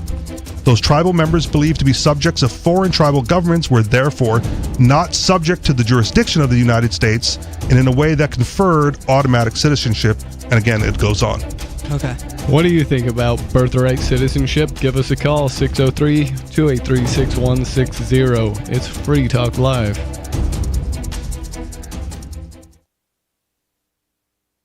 Some of you have wanted to support Free Talk Live's mission on a monthly basis, but don't want to support Patreon. Now we have an alternative that also helps our premier streaming platform, Odyssey. Visit video.freetalklive.com and click Join at the top of the channel. You can subscribe for $5 per month, and unlike other subscription services, Odyssey adds their processing fee on top, so it'll cost a little over $5 per month, but Free Talk Live will receive the entire amount you pledged. Higher donation tiers are available if you're feeling so inspired. You'll get a special membership badge that's visible in the Odyssey chat room, and if we get enough supporters, we may enable members-only chat. This new subscription method is a great way to decentralize our direct listener support away from just Patreon and also support a libertarian-run business, Odyssey. Please visit video.freetalklive.com and click Join to subscribe to our Odyssey channel and help support spreading our message around the planet. Visit video.freetalklive.com and click Join today. There are basically two types of advertising, direct response and branding. Radio's great for direct response with its low cost to listener ratio, but audio can't be beat for branding, which is a longer term endeavor. You want to be the first thing that someone thinks of when they think about your product or service. If you have a local business that you want kept top of mind in your community, call the station. If you need national reach, Free Talk Live's got around 200 radio stations, millions of monthly listening sessions, can suit all budgets, and if we don't think we're right for you, we'll tell you. Email me, mark@freetalklive.com. Tired of cancel culture? Sick of mega tech corporations holding an axe over your head? Join the LRN.FM Matrix chat server. It's self-hosted, so no one else can tell us what to do or say. Don't like the existing channels? You can make your own. You can even connect into some of our channels from other Matrix servers. It's federated. For the full LRN.FM Matrix experience, though, you should join our server via the step-by-step instructions at chat.lrn.fm. Chat.lrn.fm. The latest episode of Free Talk Live continues with Hour 3 up next after the news here at listen.freetalklive.com. From Feature Story News in New York, I'm Sally Patterson. Donald Trump says he's planning to send illegal immigrants to the infamous Guantanamo Bay detention center in Cuba. The U.S. president made the announcement while speaking to reporters on Wednesday from the White House. Mitch McCann reports. In recent days, immigration officers have been targeting undocumented migrants across the country as part of the administration's pledge of mass deportations. On Wednesday, for the first time, President Trump raised the prospect of sending migrants to the Guantanamo Bay detention center. We have 30,000 beds in Guantanamo to detain the worst criminal illegal aliens threatening the American people, Mr. Trump said, explaining he would direct various agencies to prepare a migrant facility there. The president's predecessors, Joe Biden and Barack Obama, had signalled intentions to close the facility while in office, and critics have labelled it a moral stain on America for holding suspected terrorists without charge or trial. Currently it holds only around 15 prisoners. Mitch McCann, New York. The Federal Reserve held interest rates steady on Wednesday, pausing its rate-cutting campaign amid an uncertain climate. The U.S. central bank warned the battle against inflation is not yet over, and it's unclear how President Trump's economic policies could impact the economy. A new poll suggests the majority of Greenland's population oppose becoming a part of the United States. President Donald Trump has previously said the U.S. needs the autonomous Danish territory for national security reasons. Here's Trent Murray. Only 6% of Greenlanders are in favour of becoming part of the United States. The opinion poll shows that 85% are against and 9% remain undecided. That's according to a new survey conducted by the Danish newspaper Berlingske. The survey follows President Trump's very public calls for the island, which is considered Danish territory, to join the US. European leaders have pushed back against the plan. Speaking alongside his Danish counterpart, German Chancellor Olaf Scholz said borders cannot be moved by force. And United Nations humanitarian agencies are warning of a region-wide health emergency following the outbreak of fighting in the city of Goma in Eastern Democratic Republic of the Congo. While UN agencies report relative calm on Wednesday, they say rebel M23 fighters are still in control of a significant portion of the city. Jody Jacobs has an update from the UN in New York. The World Health Organization says 8 teams are battling as they cannot move freely to support the hospitals, with one WHO doctor describing the situation as a public health nightmare. The UN says the internet also remains down in the provincial capital and only mobile phone networks are functioning. A senior UN peacekeeping official has also warned that the level of suffering among those caught up in the violence was unimaginable. From bureaus worldwide, this is FSN. With FSN Spotlight, I'm Simon Marks. Today, DeepSeek. You almost certainly had not heard of it just a few days ago, but now, suddenly, the Chinese-built AI assistant is the biggest phenomenon to hit the world of technology for years. Faster to operate and much cheaper to build than Sam Altman's OpenAI, in a matter of hours, it called into question the view of successive US governments that America can dominate the world of the future by dominating the future of AI.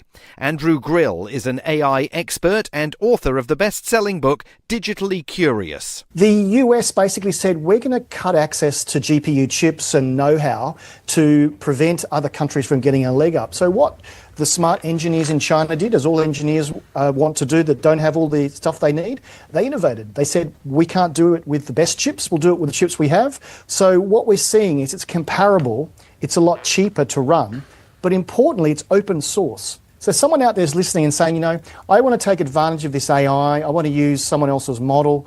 What we're going to see is the prices are going to come down and more companies are going to actually investigate whether AI is useful for their business. The chipmaker Nvidia shed nearly $600 billion in value on Monday, the biggest market loss in history, as news of DeepSeek's launch spread. And DeepSeek is causing deep angst among tech giants and the Trump administration as they assess what it means for the future of the US economy. With FSN Spotlight, I'm Simon Marks. To recap the top stories, Donald Trump says he's planning to send illegal immigrants to the infamous Guantanamo Bay detention center in Cuba. The Federal Reserve held interest rates steady on Wednesday, pausing its rate-cutting campaign amid an uncertain climate. And the United Nations is warning of a region-wide health emergency following the outbreak of fighting in the east of the Democratic Republic of the Congo. That's the latest feature story news. Sally Patterson reporting. Video game players love customizing every aspect of their character. One game, Elder Scrolls Online, has set a new bar for character creation by letting players design every organ and cell in their avatar's body. In Elder Scrolls Online, you get to play as whoever you want to play. You are in control of everything from your character's face to their hair to their arteries. We're not just going to give you some pre-made bones and ligaments. You get to create the musculoskeletal system that's right for you. You can even alter the DNA. Are all of these changes just cosmetic? No, not at all. They have a huge effect on game playing. If your character's body has any anatomical flaws, they could die immediately. Beta testers say that designing every aspect of their character is a compelling experience. I've been designing my orc's liver for 5 hours now. This is awesome. Designing the hands is the hardest part. I keep having to look up how all the joints connect. Players can also press the randomize button to get a completely random collection of body parts. This is the Onion News Network. Yep, we still do email. Drop your email address in the entry box at freetalklive.com, and you'll be kept in the loop with Free Talk Live.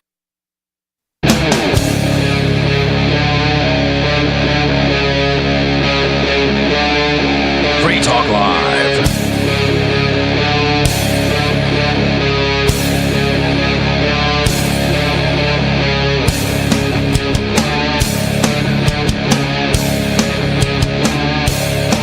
It's Free Talk Live. This is talk radio that you control. The phone number in the studio is 603-283-6160. Call and get your thoughts on the air. Some of you have wanted to support Free Talk Live's mission on a monthly basis, but don't want to support Patreon. Now we have an alternative that also helps our premier streaming platform, Odyssey. Visit video.freetalklive.com and click join at the top of the channel. You can subscribe for $5 per month, and unlike other subscription services, Odyssey adds their processing fee on top, so it will cost a little over $5 per month. But Free Talk Live will receive the entire amount you pledged. Higher donation tiers are available if you are feeling so inspired. You will get a special membership badge that is visible in the Odyssey chat room, and if we get enough supporters, we may enable members-only chat. This new subscription method is a great way to decentralize our direct listener support away from just Patreon and also support a libertarian-run business, Odyssey. Please visit video.freetalklive.com and click join to subscribe to our Odyssey channel and help support spreading our message around the planet.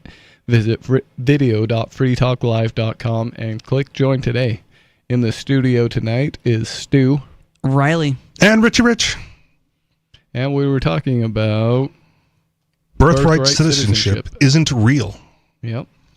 So we were into the article, and I know it's wordy, and there's only a little bit left to go, so we might as well bang it out here. So I just want to recap for the listeners that Please. are just tuning in.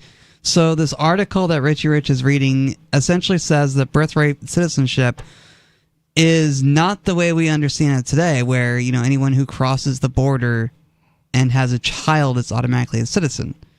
Essentially what this is saying is that there's a small bit of a process, I'm guessing, that citizenship was determined, and it wasn't determined it was determined by whether the person had an allegiance to another country, right? Well, and the 14th Amendment establishment was to establish the citizenship of freed slaves. Okay. And specifically excludes Native Americans. Yeah. Right. So if Native Americans are like within the border of the United States, but not United States citizens, right, then just being within the territorial border isn't enough. There has to be more. So that's there was a lot of words to get like those two main points out, and then here we go. Congress further reinforced the court's interpretation by adopting new legislation granting citizenship to all tribal members in 1924. Had the 14th Amendment really granted automatic citizenship to everyone born within the borders of the United States, no such legislation would have been necessary. In the year 2024, however, advocates of the new and novel interpretation of birthright citizenship insists that the child of foreign nationals automatically become a citizen of the United States based entirely on the location of birth. This is a rather odd way of doing things. In historical practice, nearly everywhere, citizenship depends largely on the citizenship of parents, or on the parents' place of birth, and not on the place where the parents happen to temporarily reside when the child is born. Thus, historically and globally, the child of foreign nationals is himself a foreign national. This is true, for instance, of children born to American nationals overseas. And that's kind of the example I gave with like Barack Obama and John McCain earlier, right? Born overseas, allegedly, right? Maybe the Hawaii birth certificate. But even then, Hawaii wasn't a state. Only in the United States does there appear to be widespread confusion about this. Of course, some libertarians or classical liberal readers might argue that such legal precedents are meaningless and that everyone deserves the legal right of citizenship. How citizenship is any sort of natural right or property right, however, remains a mystery. Has the child somehow homesteaded his citizenship? Obviously not. Has the child entered into a contract with a legitimate property owner to acquire the property of citizenship? To ask these questions is to see the absurdity of them. On the other hand, it is important to note that a lack of citizenship in any particular place does not negate anyone's property rights. Real property rights, what Rothbard called universal rights, exist regardless of one's citizenship, where he lives, or where he happens to have been born. And that's the end of the article. Okay. Yeah, that sounds pretty logical to me, that just because you were born on the chunk of the land that some government claims jurisdiction over doesn't mean you're a citizen thereof. So Trump is right. Yep, I'd say Trump is right on this one. Riley, pro-Trump on this one? I'll have to think about it. I'm not a huge fan of Trump, to be honest. Neither am I. I'm not a huge fan. I don't like deporting a whole bunch of immigrants. I don't either. I think it's a stupid idea. I think it's a terrible idea. But if we're going to look at the original definition of how birthright citizenship was handled, maybe Trump is right about this. All right. And maybe he should challenge it and see what comes of it. But the lower courts have already said, like, it's clearly anti-constitutional. It says never been more clearly anti-constitutional. What is this man thinking? Well, we'll see what happens. We'll see. Guess we'll see what the higher courts say. Talking about Trump and his attack on migrants, as some people might call it. Some people are very upset about this. I've got an article headline here from Reuters. Trump imposes tariffs sanctions on Colombia after it refuses deportation flights. Yeah. Like, we're sending them home, and they're like, yeah, we don't want them. Yep. What do you do with those people? Like, where are they citizens of now? Yeah. So let's get into this story. It says President Donald Trump said that would be today he will impose sweeping retaliatory measures on Colombia, including tariffs and sanctions, after the South American country turned away 2 U.S. military aircraft with migrants being deported as part of the new U.S. administration's immigration crackdown. Colombia, the third largest U.S. trading partner in Latin America, swiftly responded, threatening a 50% tariff on U.S. goods. The country's leftist president, Gustavo Petro, later posted on X that he directed his trade minister to increase tariffs on U.S. imports by 25%. Which hurts his citizens. Yep. Yeah, that's... Right. Like, if Trump's imposed tariffs hurt American citizens as far as what we have to pay, imposing tariffs on American goods entering in Colombia hurts more Colombian citizens. Indeed. So they're both going like, I'm going to get you by hurting their own people. Yeah. It's just absurd. Putting a tariff on foreign goods is kind of like putting sanctions on yourself. Yeah, it really is. And people, I mean, the left are all about pointing this logic out now, but when Biden was doing it, they were like, we don't really care. I guess in Trump's defense, you would say that he's not using it as a moneymaker. He's using it as a bargaining chip. Yeah. I've already covered that. He's on record as saying that. But if the other guy doesn't back down, right, like you're trying to put enough pressure so the other guy backs down, or you calls your bluff or whatever. But if it results in like increased escalation and nobody's willing to back down, right? Like we know Trump's personality type. Yep. He's not going to back down. No. Right. And so if this leader Gustavo of Colombia is just as egocentric and headstrong as Trump, and he refuses to back down, then the bargaining chip is a wash, and it's just going to escalate into bad things on both sides forever, or at least 4 years until we get another crack at a presidency. Well, we might find out what that looks like. Colombia is the second Latin American nation to refuse U.S. military deportation flights. Trump's punitive action demonstrated his more muscular U.S. foreign policy and his renewed willingness to force countries to bend to his will. See? She's an egotistical strongman. Trump wrote on Truth Social that Petro's refusal to accept the flights jeopardized U.S. national security. I'm not buying that either. Yeah, I don't buy that. Yeah, I national don't buy it security is a weak argument. That's It's like a what you very weak use when you're argument. all out of excuses. I mean, that was his reasoning for like trying to take over Canada and Greenland too. We need it for national security. Really? Did he say that? Basically. I must have missed that part. That's pretty Okay. funny. At least Greenland. The retaliatory measures include imposing 25% tariffs on all Colombian goods coming into the U.S., which will go up to 50% in 1 week. A travel ban and visa revocations on Colombian government officials, and emergency treasury, banking, and financial sanctions. The CIA planes carrying the Colombian cocaine will get through just fine, though. I wonder if that means my coffee's going to get expensive. Oh, probably. You don't buy domestic coffee? Go with the Colombian stuff? It's all imported. A lot of it comes from Africa. All right. And other South American countries, but some of it's from Colombia.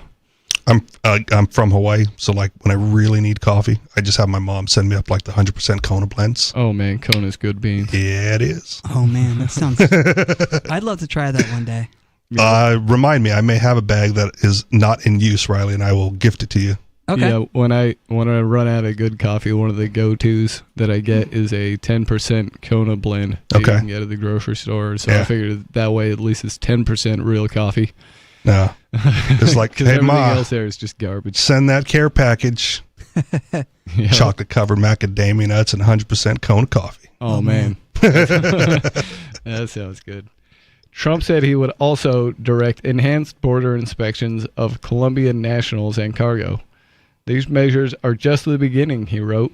We will not allow the Colombian government to violate its legal obligations with regard to the acceptance and return of the criminals they forced into the United States.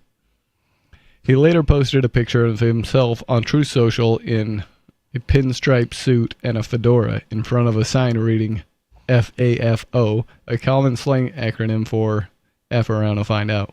So he's dressed like a gangster on Truth Social. Yep. Did someone toss him a Tommy gun just for the photo op too? Yeah, like a zoot suit gangster, I A guess. pinstripe with the fedora, man. That's gangsta. Oh wow. Or hard R, that's gangster.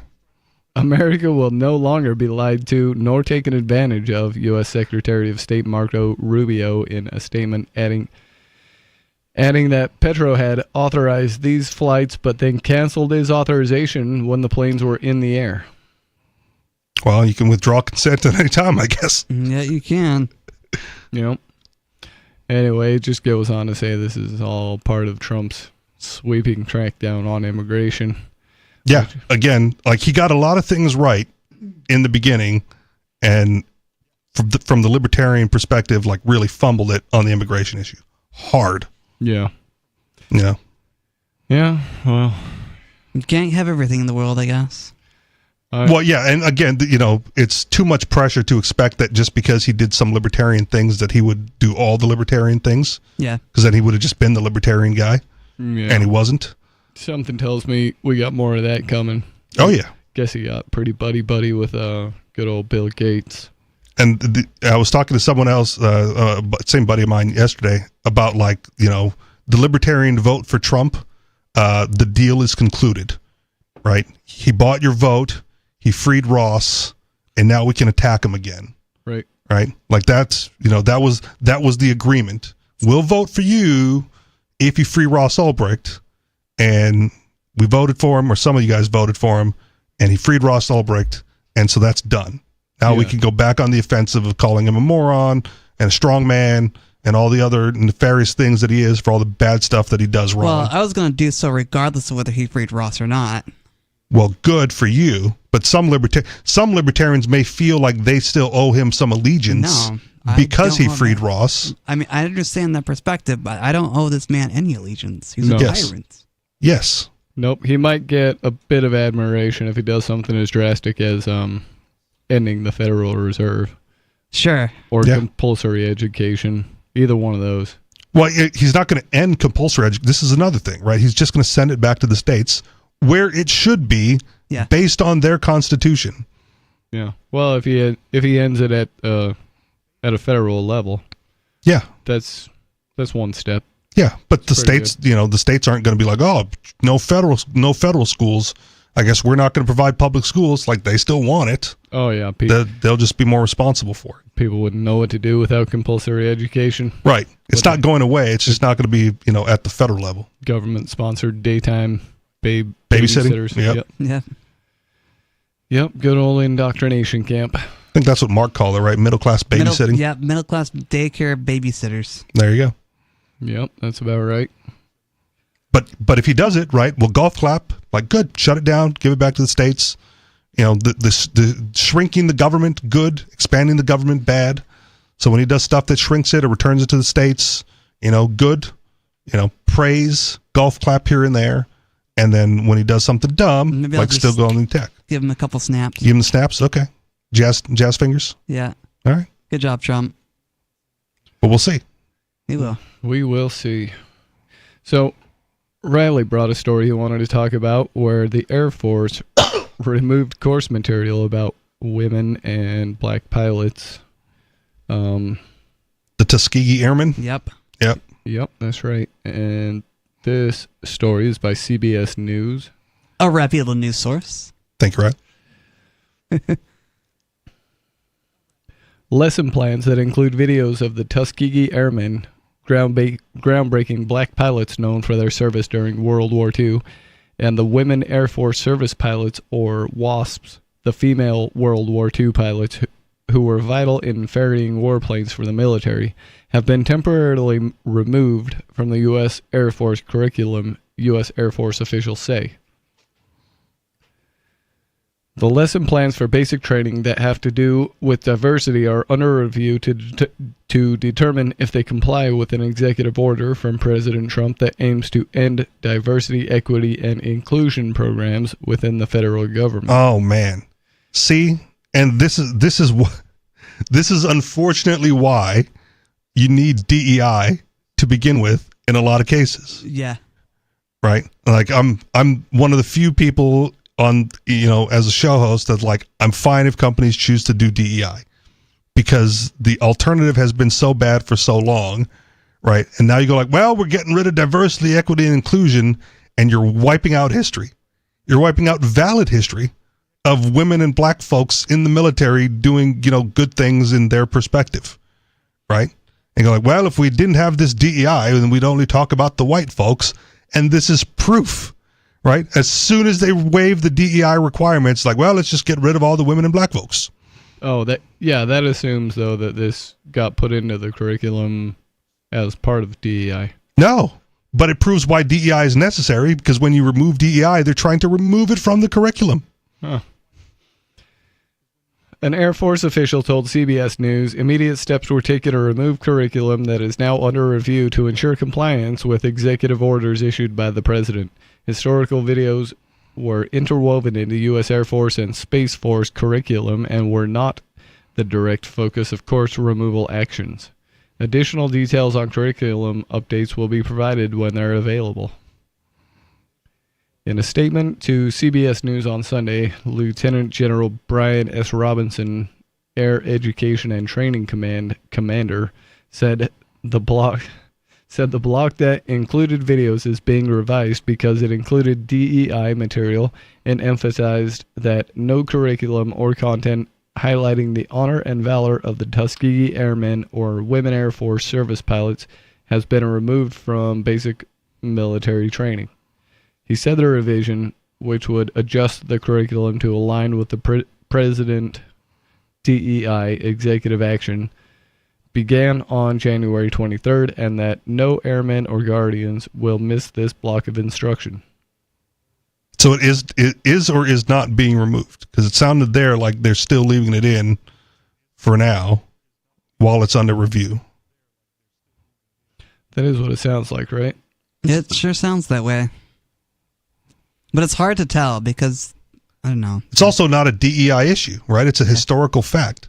Right. But again, it highlights, the necessity of DEI in some cases where they try to whitewash historical facts, and what what those folks claim about, the whitewashing and the patriarchy and all that from the history books, right? Like it's there, it happened. We should talk about it. Yep. The revised training, which focuses on the documented historic legacy and decorated valor with which these units and airmen fought for our nation in World War II and beyond, will continue on 27th of January, Robinson said. The Air Force has not removed these airmen's incredible heritage from any training. Their personal examples of service, sacrifice, and combat effectiveness are illustrative of the core values, character, and warrior ethos necessary to be an airman and guardian. The problem may not be with the historical videos themselves, but that they were used in Air Force basic military training DEI coursework. However, the lack of clearer guidance has sent the Air Force and other agencies scrambling to take the broadest approach to what content is removed to make sure they are in compliance. Among the many executive orders since his January 20th inauguration, Mr. Trump took aim at rooting out diversity, equity, and inclusion, or DEI programs within the federal government. This is also one of the cases I made before, right, of why it may be important for some organizations to have DEI in place, and that's to secure an opportunity for the future, right? If you want women and minorities to apply for certain positions, and because maybe they'll be the best at them, right, then they have to see a path to it. And if you remove like the women and the minority presence, right, in those fields, then they don't see a path to it and they won't even try. And then you may not be getting the best candidates you have. You'll get the best candidates now, but you won't in the future. But if you show them a path, in those fields, like I used the example in the past of women in STEM, right, science, technology, engineering, and mathematics, right, if you show them a path, they might be able to do well. And that's not saying that immediately they're going to be better than the men, but that in the future, as more women start to enter those fields, as more women and minority enter the Air Force, because they see a path to success within it, right, then you have a larger pool of candidates from which to derive the best candidate from. I don't know if that really holds up. To me, that it's just tweaking an incentive. Is artificially creating an incentive. But it's been artificially decreated by not giving them a path to it. right? In a white male dominated society. Ableist society, I imagine. That may be true, or that may have just been the way things worked out best for people back then. I don't know. Yeah. What do you think about white DEI? male dominated society worked really well for white males? You think DEI is good or bad thing? Call us here at Free Talk Live, 603-283-6160.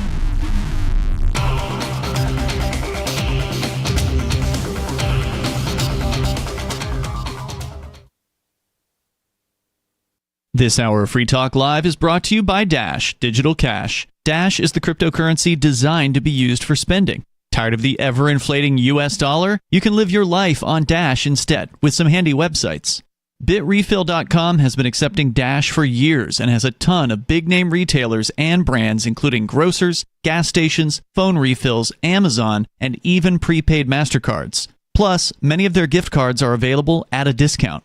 But what about paying your bills? Spritz.finance can do that, and they can send dollars to your bank account in case you still need those for some reason. Dash is one of the oldest cryptocurrencies and is widely available on exchanges, including the decentralized Maya protocol, and in multi-crypto wallets. It's easy to get and use Dash. Start by learning more at Dash.org. Thanks to the Dash DAO for sending us 32 Dash per month to promote Dash on the air. Visit Dash.org to learn about Dash. Dash.org. From Feature Story News in New York, I'm Sally Patterson. Donald Trump says he's planning to send illegal immigrants to the infamous Guantanamo Bay detention center in Cuba. The US president made the announcement while speaking to reporters on Wednesday from the White House. Mitch McCann reports. In recent days, immigration officers have been targeting undocumented migrants across the country as part of the administration's pledge of mass deportations. On Wednesday, for the first time, President Trump raised the prospect of sending migrants to the Guantanamo Bay detention center. We have 30,000 beds in Guantanamo to detain the worst criminal illegal aliens threatening the American people, Mr. Trump said, explaining he would direct various agencies to prepare a migrant facility there. The president's predecessors, Joe Biden and Barack Obama, had signaled intentions to close the facility while in office, and critics have labelled it a moral stain on America for holding suspected terrorists without charge or trial. Currently it holds only around 15 prisoners. Mitch McCann, New York. The Federal Reserve held interest rates steady on Wednesday, pausing its rate-cutting campaign amid an uncertain climate. The US central bank warned the battle against inflation is not yet over, and it's unclear how President Trump's economic policies could impact the economy. A new poll suggests the majority of Greenland's population oppose becoming a part of the United States. President Donald Trump has previously said the US needs the autonomous Danish territory for national security reasons. Here's Trent Murray. Only 6% of Greenlanders are in favour of becoming part of the United States. The opinion poll shows that 85% are against and 9% remain undecided. That's according to a new survey conducted by the Danish newspaper Berlingske. The survey follows President Trump's very public calls for the island, which is considered Danish territory, to join the US. European leaders have pushed back against the plan. Speaking alongside his Danish counterpart, German Chancellor Olaf Scholz said borders cannot be moved by force. And United Nations humanitarian agencies are warning of a region-wide health emergency following the outbreak of fighting in the city of Goma in Eastern Democratic Republic of the Congo. While UN agencies report relative calm on Wednesday, they say rebel M23 fighters are still in control of a significant portion of the city. Jody Jacobs has an update from the UN in New York. The World Health Organization says 8 teams are battling as they cannot move freely to support the hospitals, with one WHO doctor describing the situation as a public health nightmare. The UN says the internet also remains down in the provincial capital and only mobile phone networks are functioning. A senior UN peacekeeping official has also warned that the level of suffering among those caught up in the violence was unimaginable. From bureaus worldwide, this is FSN. Got Telegram? You can follow our channel there and discuss show prep with other listeners at telegram.freetalklive.com.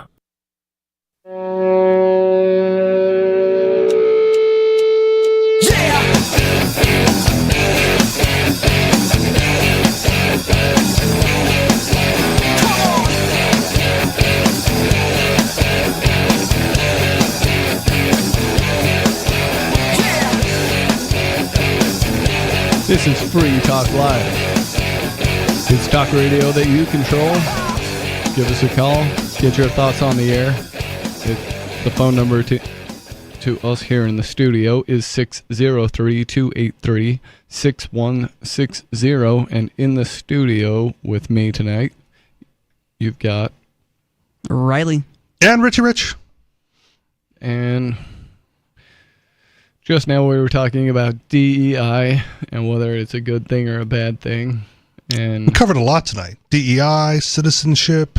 Yeah, we definitely covered a lot. Pardons. Yeah, preemptive pardons. Ross Ulbricht's pardon. And I think the update to the story we had was that, the trainings are now including the history that was removed. Yeah. Yeah, it looks like they went ahead and removed it for review and then put it right back in. They saw the error of their ways. Yeah. Whoops. DEI is here to stay. I guess they just checking themselves because King Trumpikins is on the tear. Yeah, well, King Trumpikins just has an ego and can't take having his ego challenged, Yeah. Again, it's strongman leadership. Yeah. Oh, okay. Before we move on, let's just talk about this real quick because this came up during the week as well, and it's probably going to go nowhere. But some Republican House member introduced legislation to give Trump a third term. Anybody? Did you see that? I did see that one. I've heard about it. Yeah. Okay. And it's kind of funny.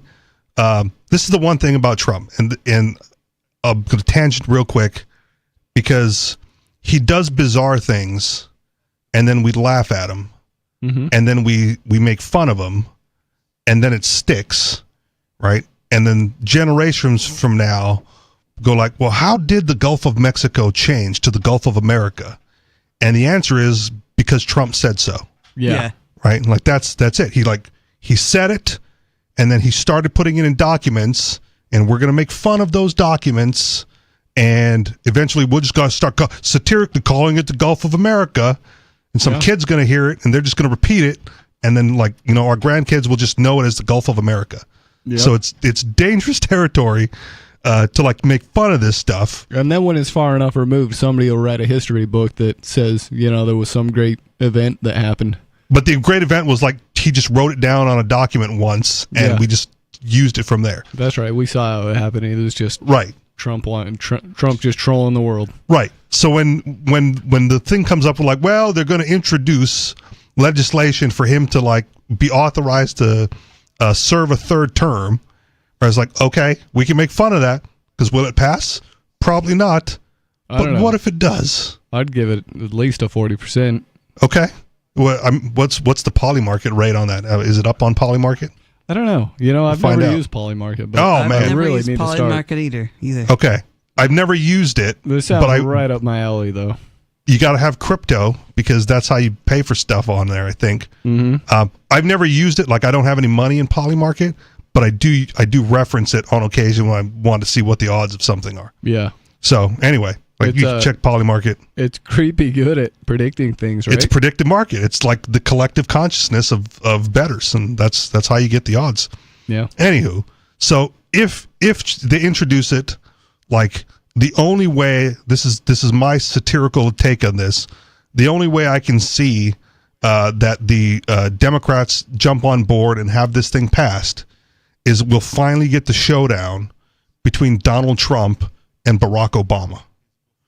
Because if Trump's eligible for a third term, so is Obama. So is Obama. Yeah. And if anybody can beat him, besides Joe Biden in a fair fight. Yeah, that's a good point. I think you bring Barack Obama out of retirement. You put him head to head against Trump. He was the one who was making fun of Trump initially when Trump said he was going to run. Yeah. And this is what we got. Yeah. So we'll see. If we can get the Democrats on board with allowing the third term just to get Barack Obama versus Donald Trump for the third term showdown, I'm all for that. Okay. That sounds like a fun show. Right. But again, if they do it, it's going to open up third terms across the board and then fourth terms, and it'll be a mess. And it'll be because the history book will say, well, back in 2025, this one guy, introduced the legislation, and that's all it took. It was unanimously passed or bipartisan support, and That's how we ended up where we're at. To answer your question, the Poly market odds on will Trump repeal presidential term limits is at 5%. Okay, so if you think it's 40%, it's a good time to get in. Yeah. Because even if it goes up, you can get out. You can get out and still make some money on it if it goes up. Yeah, we'll see. But again, Poly market doesn't think it's going to happen. But now that they know that this will bring Barack Obama out of retirement, let's see if we can bump that number up. Yeah, it's got action. There's 100,000 in volume today. There you go. So we'll see. All right, moving on. That's all I had on that.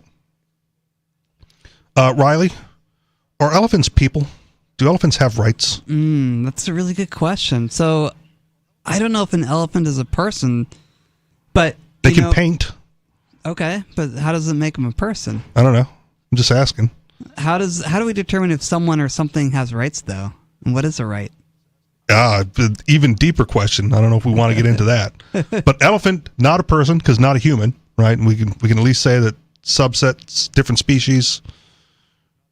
Yeah, I would say not a person. Not a person. Okay. Not a person. Is this something that we have to adjudicate in court though, or is our opinion enough to suffice? Well, I don't know, because there are conflicting definitions of person. Yeah. Right? Okay. The corporate personhood. Colloquially, it's used as just human or average human. I don't know. Well, then good thing it went to the courts. Yeah. Elephants can't sue to leave the zoo. Court rules.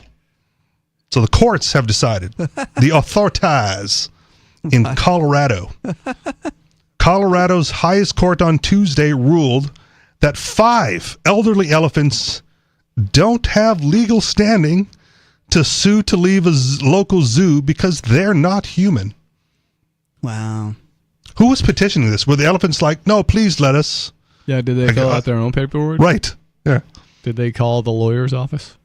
It was an animal rights group. An animal rights group had sought to have the African elephants Missy, Kimba, Lucy, Lulu, and Jumbo freed from Cheyenne Mountain Zoo and moved to an elephant sanctuary, citing a legal process known as habeas corpus that allows individuals in custody to challenge their detention or incarceration in court. Well, I think that's, I don't think they honor that anymore anyways. No, I'm pretty sure they don't. I mean, Lincoln suspended it during the the war between the states. Well, that's just because there was an emergency. Oh, wait, there's always 20-something emergencies. There's always emergencies. Going the government on at any gets given time. Power I'm pretty sure if you look at the history, no emergency has been repealed. And so for the last 200 years, the United States has been perpetually in a state of emergency of some kind. It wouldn't surprise me. Yeah, I read a thing about this, and it's there have been periods of time when it wasn't, but okay. But for all of modern history since the First World War, certainly, or more than 200 of the 250 years of existence has been under some sort of state of emergency. Yep. Okay. And my question would be okay, so these activists want these elephants freed, and they decide to sue on behalf of the elephants, as opposed to going to the holders of the elephants and going hey, is there any chance you can set them free? Or, hey, is there any chance that these elephants are for sale? Mm-hmm. Or, hey, let's make a deal. What's your price? We're very passionate about this. We want those elephants for our own, to put them in the sanctuary, Well, animal rights activists might have an aversion to paying for a living being because it's too close to chattel slavery or something. Yeah, but there are individuals out there that have bought chattel slaves, like real human beings, for the sole purpose of setting them free. Yep. And they don't question the cost. They just go I've got $50,000, and I agree with now you. one more person is free. Yeah, if I really wanted those elephants out of there, that's how I would approach it. It seems like the voluntary way to do it. Yep. The Colorado Supreme Court ruled 6-0 in favor of an earlier district court's decision, saying that from a legal standpoint, the question boils down to whether an elephant is a person.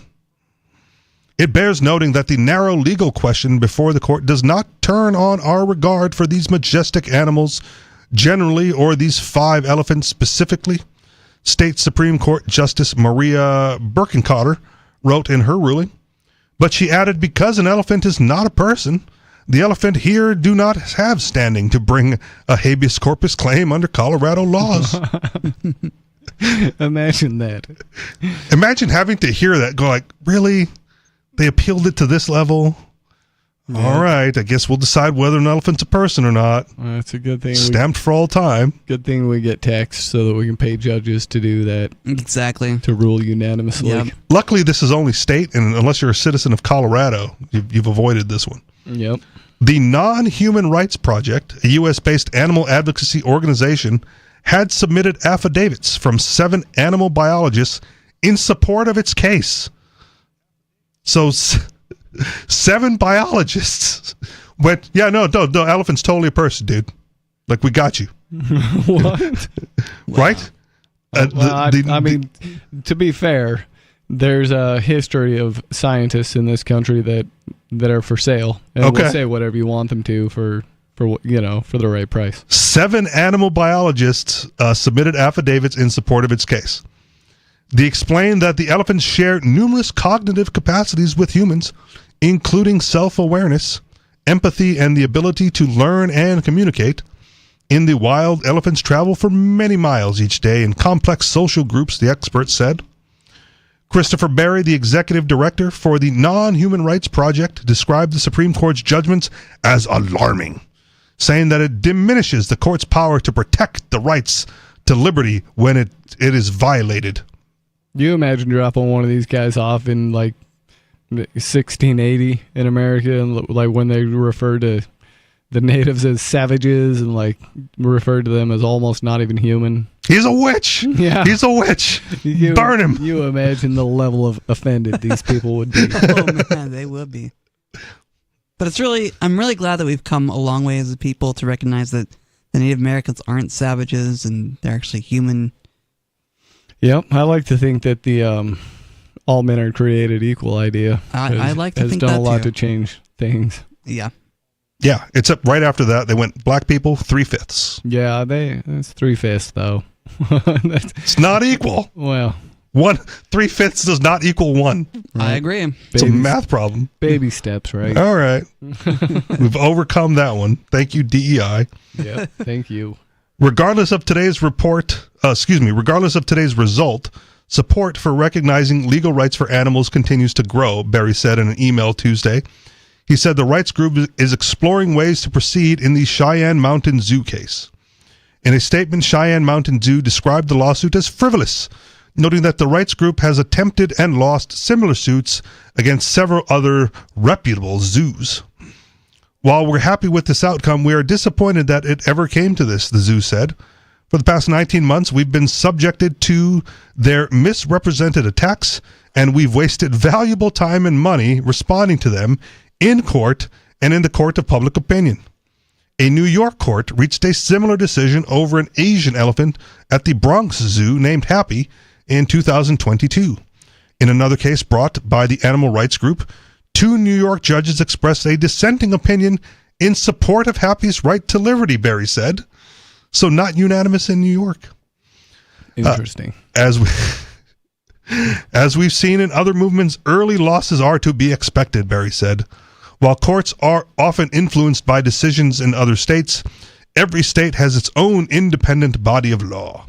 You got to work the system from the inside, right? You got to go to law school, become a lawyer, pay your dues, get a judgeship somewhere, get promoted to district or Supreme Court of your local area, and then bam, unleash your activism then. There you go. As an elephant? No. That'd be hilarious. That would be hilarious. Like Paddington. Where is it? The group has 2 other cases pending on appeal. Berry said one in Michigan on behalf of chimpanzees at a roadside zoo, and one in Hawaii on behalf of 2 elephants at a zoo.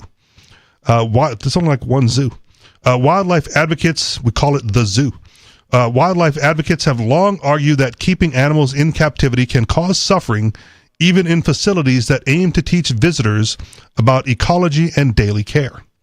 A woman was killed recently by an elephant at a venue in Thailand advertised as an ethical sanctuary, shining a light on the moral issue and potential dangers surrounding tours that involved the animals in Australia last year. In Australia last year, a koala sanctuary stopped offering cuddles with the furry animal amid growing concern about the risk of selfie-style tourists' encounters to animal welfare. A big part of our challenge is simply overcoming the inertia of the status quo, and that requires time and education, Barry said. As we overcome that inertia, more and more judges will find the motivation and courage to rule in our favor. End of the article. All right. I don't know. Does it come down to reciprocity, Riley, as far as who you extend rights to? What do you mean by that question?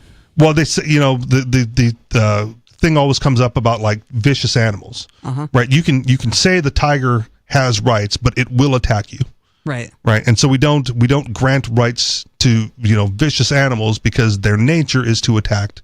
We don't grant rights to food because hey, we got to eat, right? Beef is delicious.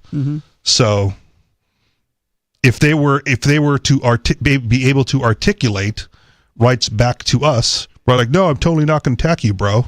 Right? Then maybe we go like, okay, we're not going to hurt you. We're not going to put you on the list. I don't know. You can do other things in society. Can you get a job? Tiger just acts how Tiger is programmed to act. Right. Well, that's the point. We don't extend it to those, but if they could, right? Yeah, I guess if they could. Dogs have jobs, right? There's police dogs everywhere. There's, what do you call those? The rescue dogs and whatnot. They're able to be employed. They can collect a paycheck somewhere. They're not harmful. I don't know if that gives them rights per se. All right. Anyways, right now we're going to go to the phones where we've got David in New Mexico. What's on your mind tonight, David? Bunch of stuff. So what you just said about the police dog, since you hate cops, why don't you take the I don't hate cops. It's just I'm setting it up. It doesn't mean whether you factually do or you factually don't. I'm just setting up a little narrative here. I'm laying the groundwork, all right? So since you hate cops, where was I? Since you hate cops... That's where you were. That's exactly how far you got the first time. Since you hate cops, why don't you seize the opportunity to condemn them for sending a poor, dumb animal against some dude with a handgun because you're too scared yourself to go against that dude with a handgun, so you're going to send the dog in there first. Okay. I condemn the cops for sending the dog in first. I condemn the cops for sending the dog in first. Now you happy? Because I hate cops. Yep, me too. Not the hating cops part, though. I just think they made a bad decision. We all make bad decisions. Let's go to the next one. If Injuns ain't savages, Riley, then what do you call... and he said Indians, so we know we're talking about Native Americans, not people from India. Right. There you go. That's right. See? Besides, the Indians say Indians. They don't say Indians in all cases. Lots of them because they're not Indians. They're not from India. Well, sometimes they claim to be Indians or Indians, so it gets confusing. Anyway, that's why. Remove the confusion. Just call them Indians. Riley. If Indians ain't savages, then what do you call Native Americans that committed a human sacrifice on hundreds of thousands of their own people? I wouldn't say that's savagery. I'd say that's misguided religiosity. I'd call them eugenicists. That too. Isn't it rather savage, if not barbarian, behavior, though, Riley? I could show you worse things that I think white it's Europeans very evil have done. behavior, but white Europeans have done the same thing. We're going to seize on the opportunity to attack. So you see how this works here, people? Well, somebody wants to condemn an egregious behavior by one group of people who generally consider to be a minority, and then immediately some dude like Mr. Dude on the first chair there comes and then defends the poor minority and finds something wrong with the white man. I mean, I could point out atrocities done by any culture. Absolutely. Yeah, I know. So why bother? But does that make everyone savages, or does that make the minority culture less savage? Wait a minute. You're all getting ahead of yourself. How come? Why are you affecting that accent all of a sudden? That's right. How come? I'm channeling some people that I used to know, eh? So how come when a dude points out some egregious behavior... See, when a dude loves another dude... Yeah. Wait a minute. Shut up there, Mr. Funky Beard. So how come you feel the need? You can't just discuss what is brought up. You feel the need to deflect that argument and put it all back on the white man. How come? Just to show that it doesn't have to do with the group that these individuals belong to, and the only individual I blame is the one that's actually sacrificing babies or whatever. Remember those tests in high school where you take them and you read the paragraph, and then it says, it says, what is the main point of this paragraph? And then you read the paragraph and you check either A, B, C, or D, in some cases E. And the main E was usually all of the above or paragraph- none of the above. Yeah, that's right. It's been a long time. And so the main point of the paragraph, what the question was posed, it was put upon the table that that Riley had previously said that Indians are not savages, and then I put on the table in reply to Mr. Riley that what then would you call a group of people that committed human sacrifice on hundreds of thousands of people? Riley answered you directly. Wait a minute. No. Riley answered you directly. I did. I said it's not just Riley here on the radio at the table. But I want to make it clear that you asked a direct question of Riley, and he answered you directly, and then you moved on without even responding to his answer. No. You're wrong. You're wrong. You on the radio? Are you on the radio? I hope so. Okay. I'm not responsible for these decisions. That's right. In light of the circumstances, I hope you are not, like you weren't last night. What the hell happened last night anyway? So the presumably there are three, not just Riley sitting at that table. There are two more of you, and then presumably you are on the radio, and there are millions and millions and millions and millions of other people listening. And so I'm not just talking to Riley. I'm talking to everybody who is present in this little forum of yours. But you asked Riley directly. You made sure to use him by name and say, "Hey, Riley, I have a question for you." Then he answered your question directly. Trying to present colorful discussion. He makes a mistake. One, he didn't take into consideration that splitting hairs, beard hairs, Mr. What's your name again? I forgot. No loss. Anyway, Mr. Yellow Shirt. I am Yulaw, and I will be the one. Mr. Funky Beard, Yellow Shirt, I forgot to take into consideration that dude is sitting there and is going to split hairs on everything we say, and so therefore... I'm not splitting hairs. I'm saying you asked Riley a question, he answered your question, I did not Stu chimed in, and you didn't like Stu's response, and totally disregarded Riley's answer. Mentioned his name. When you address one of us, you're going to get a response from the person you addressed. Exactly. That's just courteous. Well, that would be nice, except I got a response from the other two of you, too. I didn't answer you at all. Well, I'm curious, David. What? Back onto the subject that we were originally speaking. Are you also questioning? Do you consider Native Americans savages? Let's see. Well, it would be fun to go down that road, but unfortunately, presently they don't really qualify as savages, so no. Okay. So you also would not call them savages? Not presently. I said presently. You remember I used the word presently? I do. Thanks for the call, David. If you didn't get in tonight, you can call us on Saturday. We'll be back. We should be there. Phone number is 603-283-6160. This has been Free Talk Live.